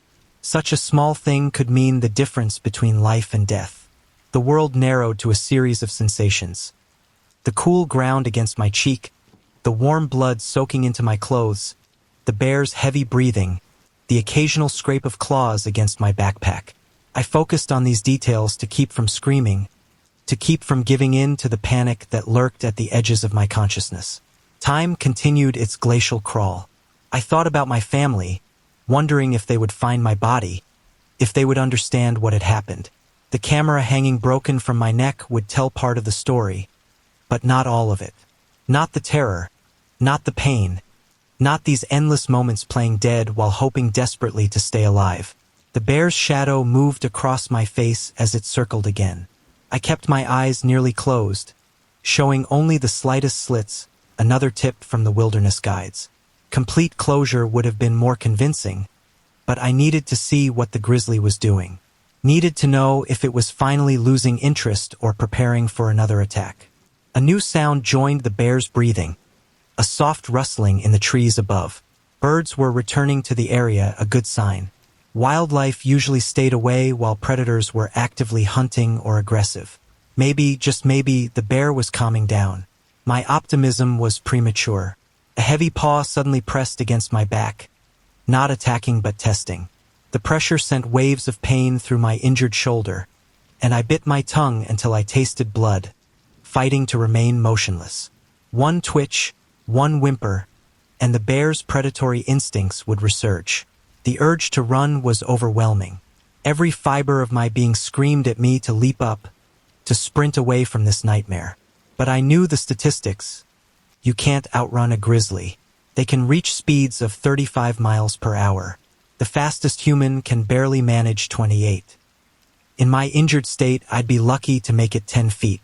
So I remained still, my mind drifting in and out of focus as shock and blood loss took their toll. The pain had become a strange, pulsing entity that seemed to exist separately from my body. I could feel my heartbeat in my wounded shoulder, each pulse pushing more of my life onto the forest floor. The bear's movements became background noise, blending with the rustle of leaves and the distant call of birds. I floated in a hazy space between consciousness and oblivion, aware that I needed to stay alert, but finding it increasingly difficult to do so. "Stay awake," I ordered myself silently. "Stay awake or you'll die here." But consciousness was becoming harder to maintain. The world seemed to fade in and out, like a badly tuned radio. The bear's huffs and grunts grew distant, then sharp, then distant again. Time lost all meaning. Had I been lying here for minutes or hours? Through it all, I maintained my death pose, my body limp, my breathing shallow. This wasn't survival training anymore. It was pure instinct, the ancient knowledge coded into human DNA that told us sometimes the only way to survive was to convince death you'd already arrived. The bear's footsteps gradually grew fainter, accompanied by the soft crushing of leaves and occasional snap of twigs. Still, I didn't dare move. Stories of bear attacks taught me that many victims met their end by getting up too soon, triggering a second fatal assault. Each second felt like an hour as I lay there, counting my heartbeats, waiting for the forest to tell me it was safe. Slowly, tentatively, birdsong began to return, first one brave sentinel, then another, until the morning chorus resumed its normal volume. "Wait longer," I whispered to myself, my voice barely audible even to my own ears. "Make absolutely sure." The morning sun had shifted noticeably in the sky when I finally gathered the courage to open my eyes fully. My watch, miraculously still intact, showed 9:17 a.m. The attack had begun shortly after 7:30. I'd been lying here for well over an hour. Moving proved to be an entirely new nightmare. As I tried to push myself up with my right arm, my torn shoulder screamed in protest. The left arm hung uselessly, sending sharp stabs of pain through my chest with every slight movement. Dark spots danced at the edges of my vision as I fought to stay conscious. "Oh God," I gasped, the full extent of my injuries becoming apparent as awareness returned. My clothes were soaked with blood, torn to shreds in places. The forest floor beneath me looked like a crime scene, leaves stained dark red in a rough circle where I'd been lying. Using a nearby tree for support, I managed to get to my feet. The world tilted dangerously, and I had to lean against the rough bark to keep from falling. My breakfast threatened to make a reappearance as waves of nausea rolled over me. Focus? I commanded myself, trying to think through the fog of shock and blood loss. What's the first priority? The Ranger's Wilderness first aid training filtered through my addled brain. Stop any major bleeding, then call for help. If you can't call for help, get to somewhere you can. Looking down at myself, I could see blood still seeping from the wounds in my shoulder. My left arm hung at an unnatural angle, the sleeve of my jacket torn away completely. The bone hadn't broken through the skin, but the entire limb was already turning an angry purple. Phone? I muttered, patting my pockets with my good hand. Where's my phone? I found it in my right pocket, the screen spiderwebbed with cracks but still glowing when I pressed the power button. My heart sank as I saw the no signal indicator in the corner. Of course, this part of the valley was notorious for poor reception. My backpack lay a few feet away, ripped open by the bear's claws. The first aid kit had spilled out onto the ground, its contents scattered across the blood-stained leaves. With painstaking slowness, I gathered what I could. Gauze, tape, antiseptic wipes. This is going to hurt, I warned myself, tearing open an antiseptic wipe with my teeth. The sting as it touched my torn flesh almost made me pass out, but I forced myself to continue. Using my teeth and good hand, I managed to press gauze against the worst of the wounds and secure it with tape. My camera hung broken from my neck, the lens cracked and body dented from the attack. The memory card might still be intact, but that was a concern for later. Right now, I needed to focus on survival. The trail back to the parking lot was 3 miles. Under normal circumstances, it would take about an hour. In my current condition, I tried not to think about how long it might take. Just start walking, I told myself, one step at a time. The first step nearly brought me to my knees as pain shot through my entire body. Blood loss and shock made the world swim around me, trees seeming to move and sway of their own accord. I grabbed onto another trunk to steady myself, waiting for the dizziness to pass. Looking back, I could see the scene of the attack clearly: trampled vegetation, blood-stained ground, scattered contents of my backpack. Part of me wanted to document it to prove what had happened here, but my broken camera and shattered arm made that impossible. Nobody's going to believe this, I realized, laughing weakly at the absurdity of the situation. The sound echoed strangely in the morning air, slightly hysterical. The forest that had seemed so welcoming just hours ago now felt oppressive and threatening. Every shadow might hide another bear. Every sound made me flinch.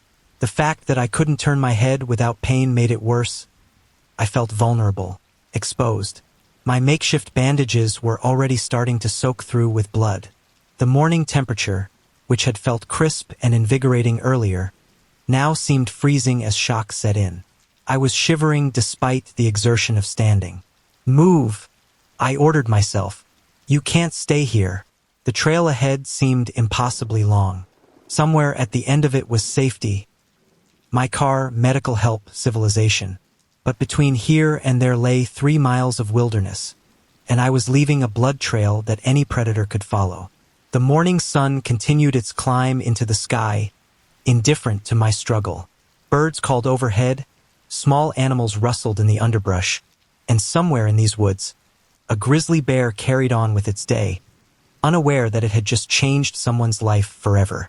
With my good arm braced against a tree trunk, I took another step toward safety, then another. The long walk back to civilization had begun, and I had no choice but to keep moving forward. Every shadow in the forest became a potential threat as I stumbled down the trail. Branches swaying in the breeze transformed into lunging bears in my peripheral vision, causing my heart to stutter each time. The morning light that had seemed so perfect for photography now created dancing patterns that my trauma-addled brain interpreted as movement, constant, terrifying movement. It's not real, I muttered to myself, my voice rough from screaming. They're just trees, just shadows. A twig snapped somewhere in the undergrowth, and I nearly fell as I spun toward the sound. The movement sent fresh waves of agony through my broken arm and torn shoulder. My makeshift bandages were already soaked through, warm blood still seeping down my chest and back. "Please just be a squirrel," I whispered, watching the bushes intently. After several heart-stopping seconds, a small rodent darted across the path. The relief made my knees weak, and I had to lean against a tree to keep from collapsing. The 3-mile journey back to the trailhead had become an endless nightmare. Each step required conscious effort, my boots feeling as though they were filled with lead. Blood loss was taking its toll. The world kept tilting sideways, forcing me to stop every few hundred yards to rest against trees and fight the encroaching darkness at the edges of my vision. "Keep moving," I commanded myself, one foot in front of the other. Looking down, I could see my blood marking the trail behind me, dark drops soaking into the dirt and leaves, creating a macabre breadcrumb trail. The rational part of my mind knew this could attract predators, but there was nothing I could do about it. My bandages were soaked through, and I'd used all the gauze I could salvage from my scattered first aid kit. The sound of distant vehicles reached my ears, the faint rumble of cars on the park road. The noise should have been encouraging, a reminder that civilization wasn't far away. Instead, it felt like mockery, emphasizing just how far I still had to go. "Help!" I tried to shout, but my voice came out as barely more than a croak. "Somebody help me!" The only response was the echo of my own weak voice and the startled flight of nearby birds. I knew it was futile. The road was still too far away, and the morning traffic too sparse for anyone to hear me. Time became fluid, measured only in footsteps and rest stops. I found myself talking out loud, mostly to keep myself conscious and partly to warn away any wildlife that might be attracted by the scent of blood.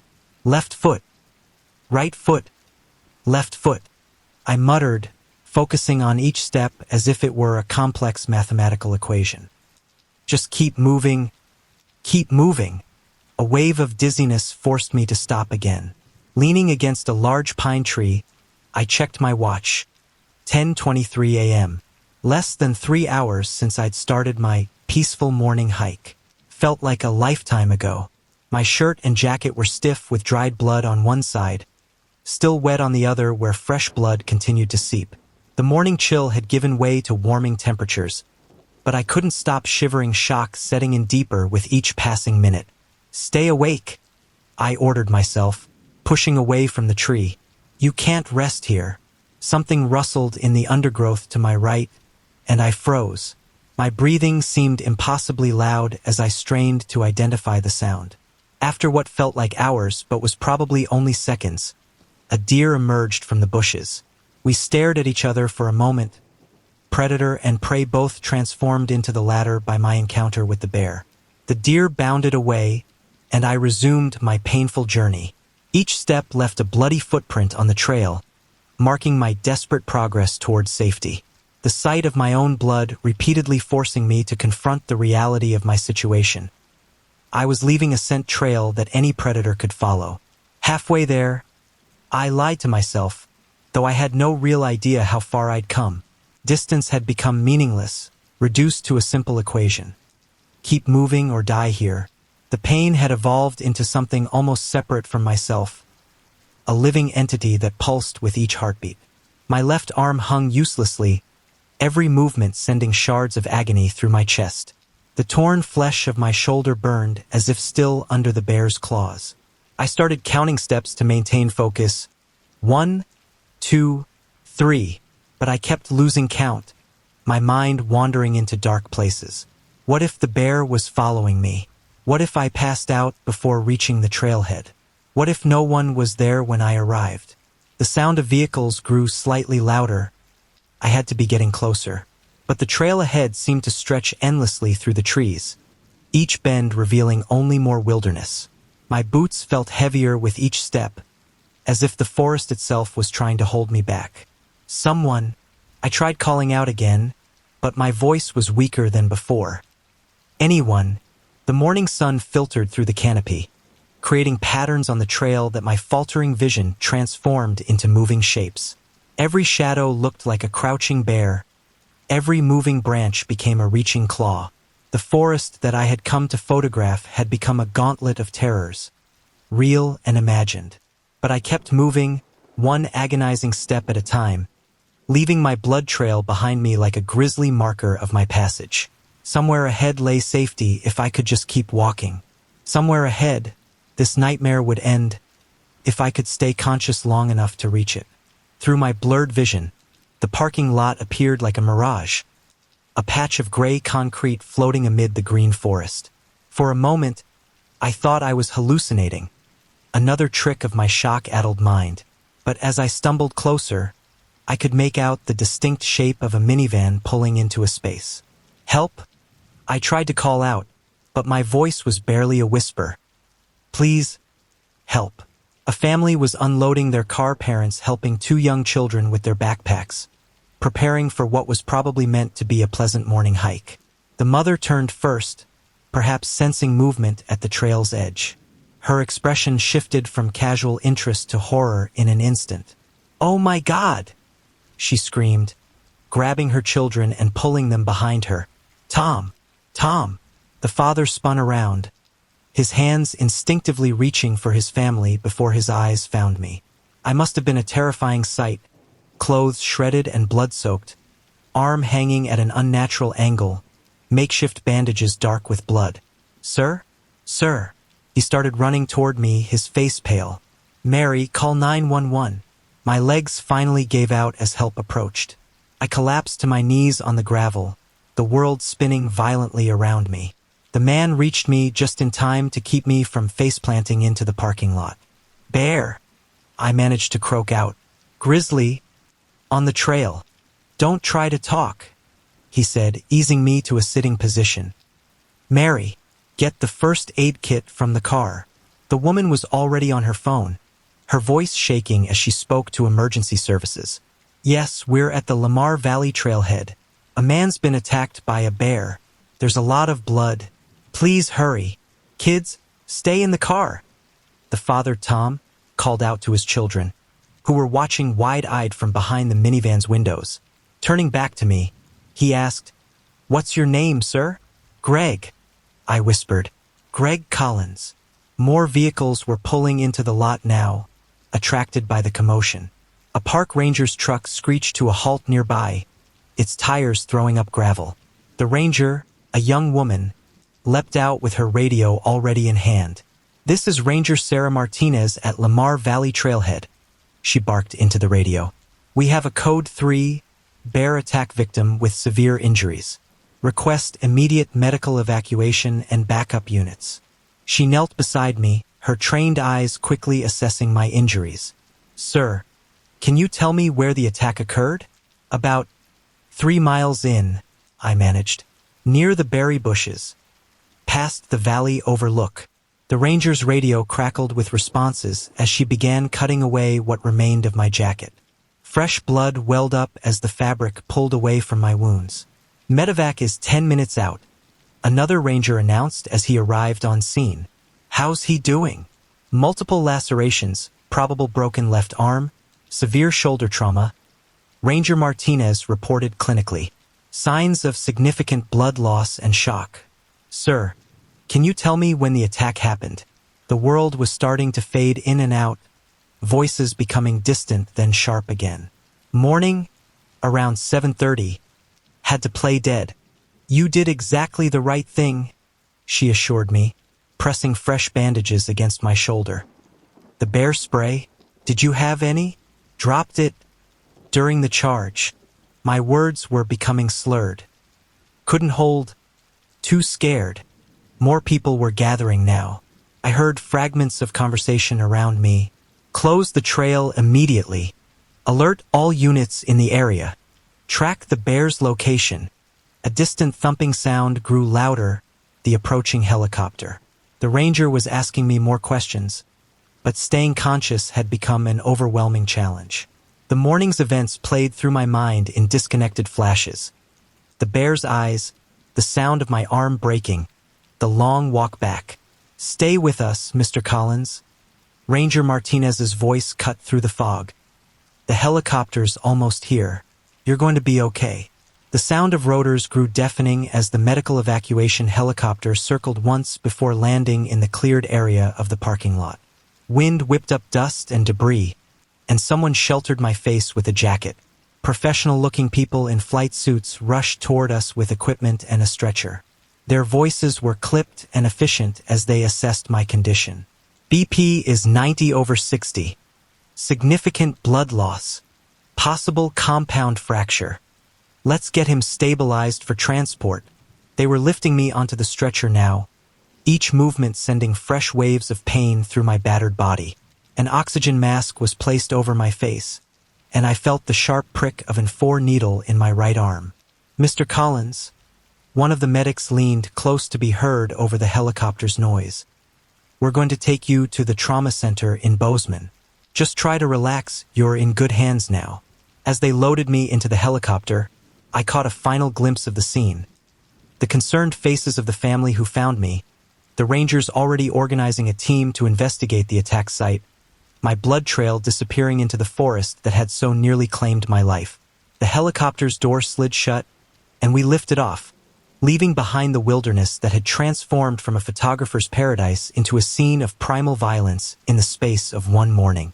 As consciousness finally slipped away, my last thought was of the bear, still out there, neither good nor evil, simply wild, doing what bears have done since the dawn of time. Hospital lights swam in and out of focus above me, their harsh fluorescent glare creating halos that merged and separated like a kaleidoscope.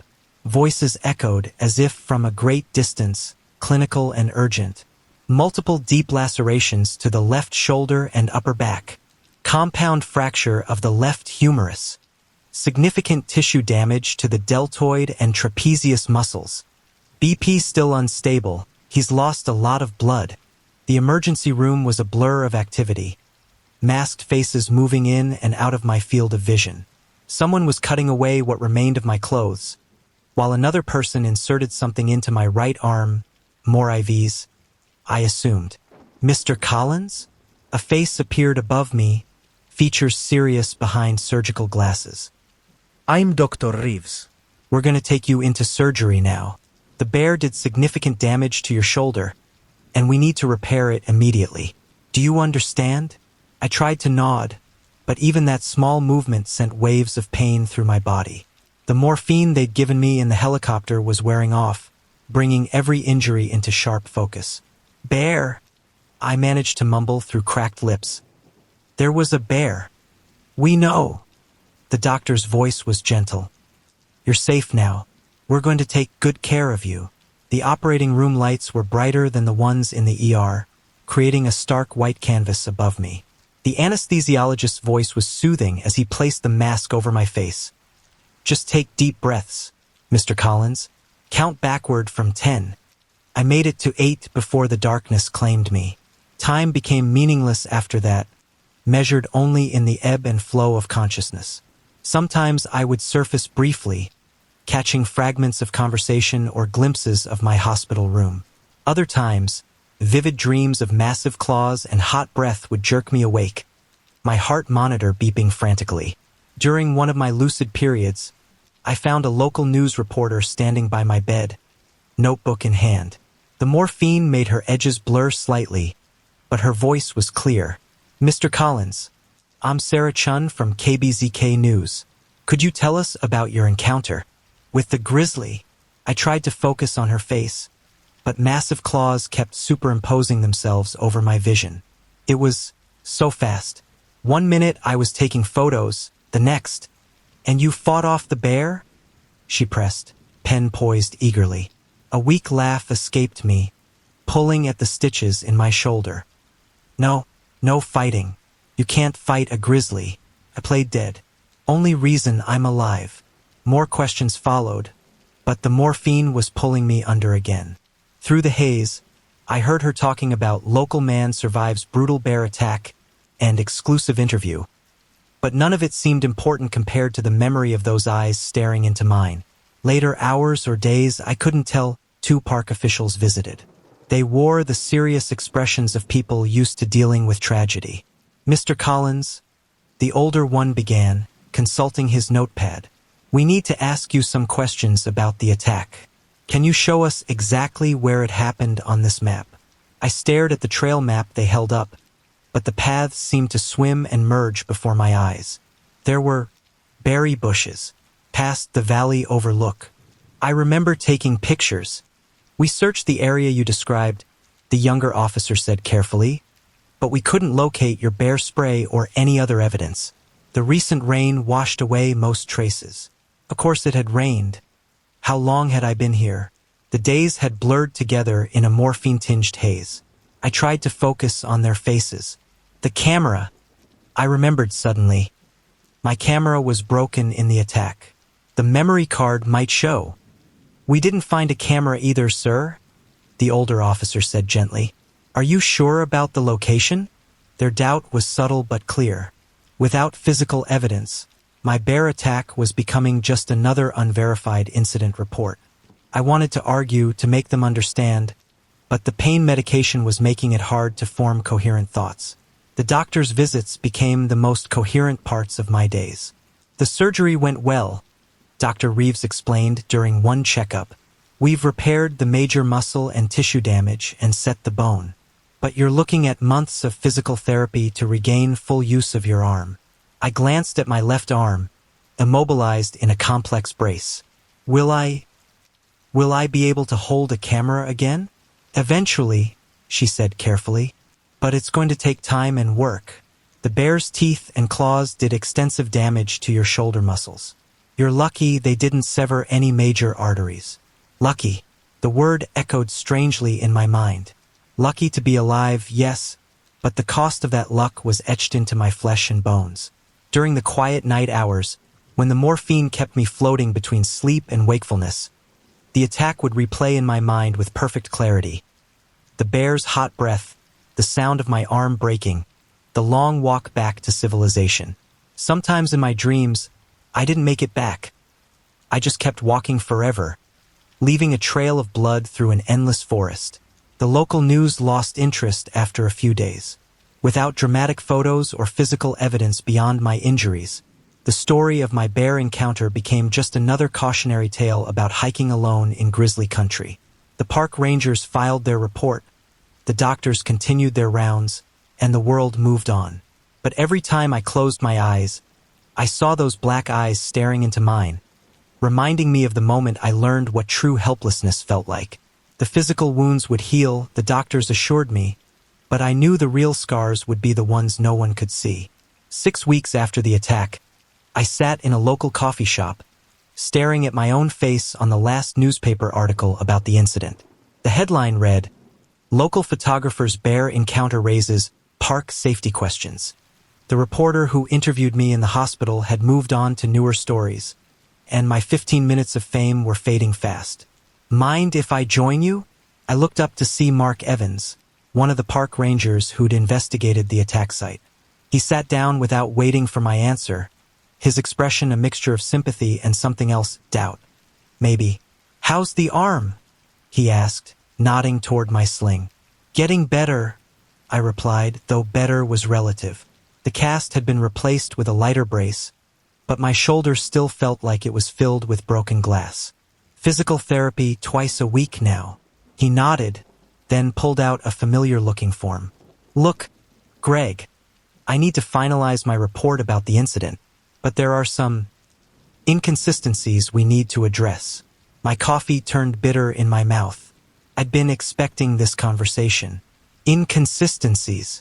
We've thoroughly searched the area you described," he said, consulting his notes. "Multiple times. No bear spray canister. No camera.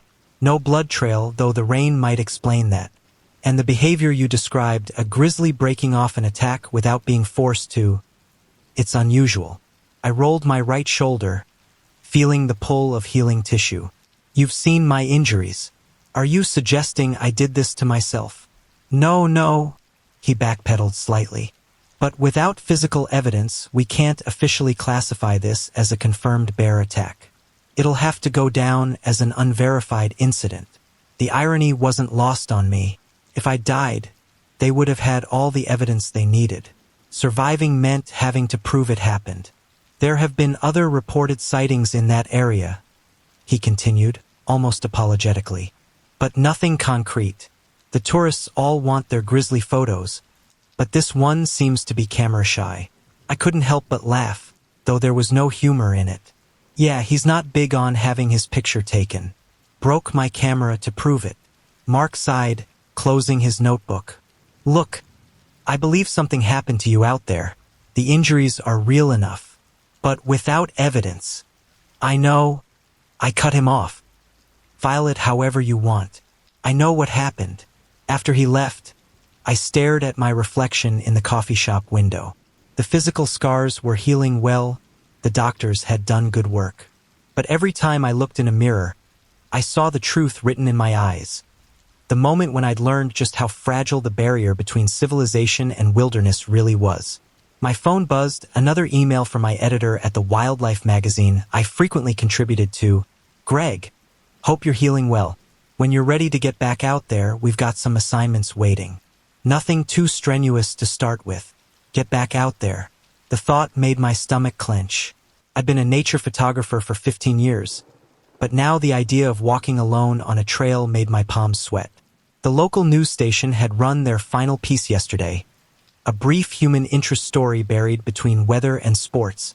Local wildlife photographer Gregory Collins continues his recovery from an alleged bear attack in Yellowstone National Park 6 weeks ago.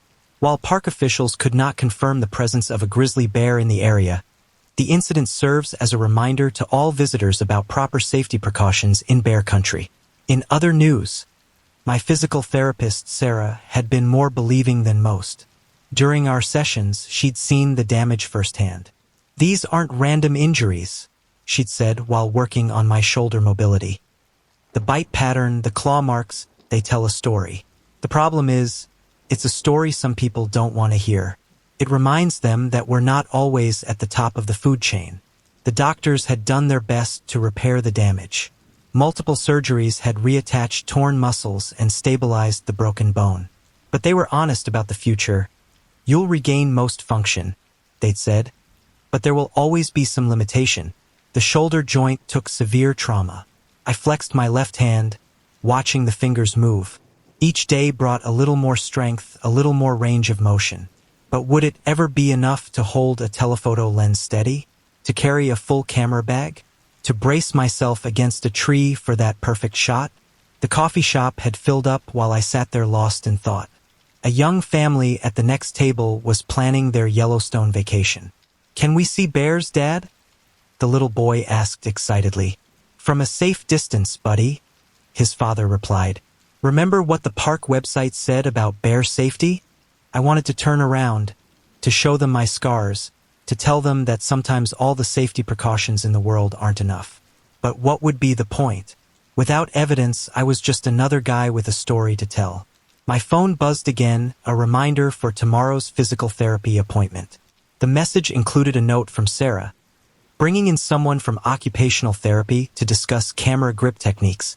Don't give up on your passion yet. Outside the coffee shop window, life in our small Montana town continued as normal. Tourists passed by with their cameras, eager to capture their own slice of wilderness. None of them knew that somewhere in the park, a grizzly bear carried on with its wild life, neither malicious nor merciful, just being what it was born to be. The newspaper on my table had already been replaced by newer stories, my bear encounter fading into local legend.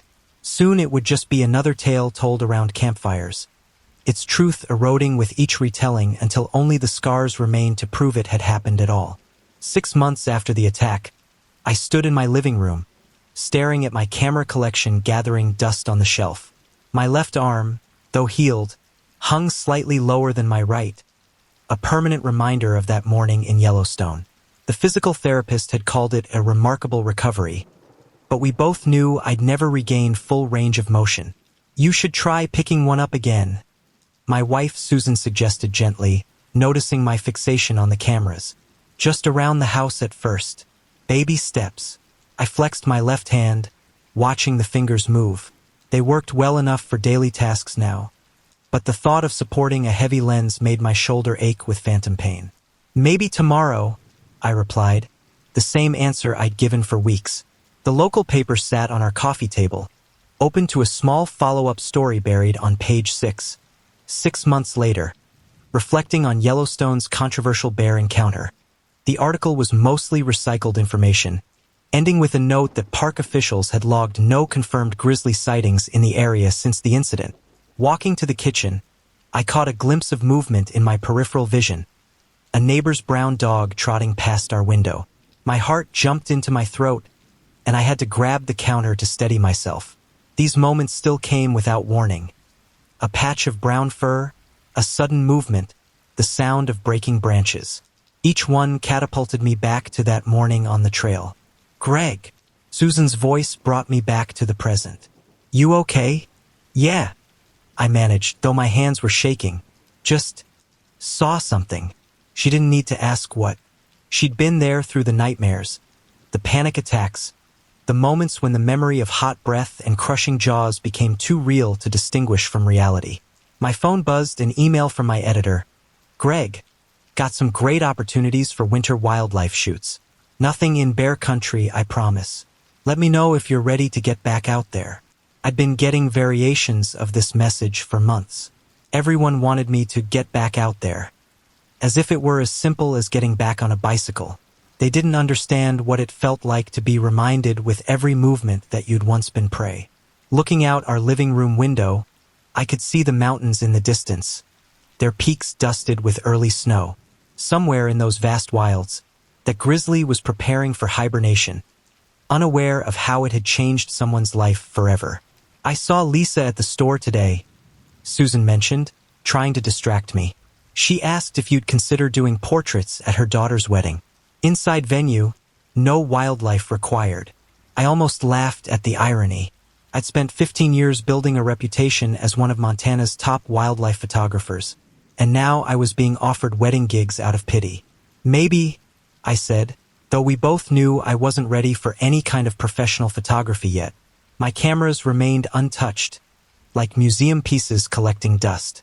The afternoon light caught my reflection in the window, and I found myself tracing the scars visible above my shirt collar. The doctors had done their best to minimize them, but they were still there, pale lines telling a story that few believed. A loud crash from outside made me jump. Heart racing, I spun toward the sound, my left arm instinctively pulling tight against my body. "Just the Thompson kids playing basketball," Susan said quickly, recognizing the fear response. "Nothing else." I nodded, trying to slow my breathing. 6 months, and still every unexpected noise set off alarm bells in my head. The therapist called it PTSD, a normal response to trauma, she assured me. But there was nothing normal about jumping at shadows in your own home. Walking to my office, I paused at the photo wall, my life's work displayed in neat frames. Wolves in Lamar Valley, eagles over the Madison River, elk in the morning mist. And there, in the center, my last shot from that morning. The valley wrapped in golden light, moments before everything changed. My phone buzzed again, this time with a text from Dave, one of the few rangers who'd believed my story. "Thought you should know. Found some old bear spray canisters during trail maintenance today. Wrong area, wrong time frame, but proves these things do get lost out there. Keep healing, man." I appreciated the gesture, but it didn't matter anymore.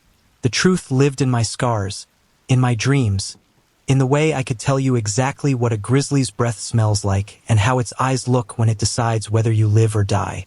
A flash of brown outside the window caught my eye again, but this time I forced myself to look directly at it. Just fallen leaves blowing in the autumn wind. The fear rose anyway, familiar as an old friend. "Progress report?" Susan asked from the doorway, seeing me stare out the window. "Left arms at about 80%, I replied, running through the physical therapy assessment. "Shoulder still catches when I lift it above head height. And I still can't." "Can't what?" "Can't stop seeing it," I admitted. "Every time I look at the mountains, every time I hear about someone hiking alone, every time I see anything brown moving quickly, it's always there." She crossed the room and hugged me from behind, careful of my left side as always. "It's okay to be afraid, but don't let it stop you from living." Outside, The mountains stood silent against the darkening sky. Those peaks had always called to me, daring me to capture their wild beauty. Now they held a different kind of dare, the challenge of finding a way to coexist with fear, to acknowledge that sometimes the price of survival is living with the memory of teeth and claws, and knowing that somewhere out there, a grizzly bear still roams free.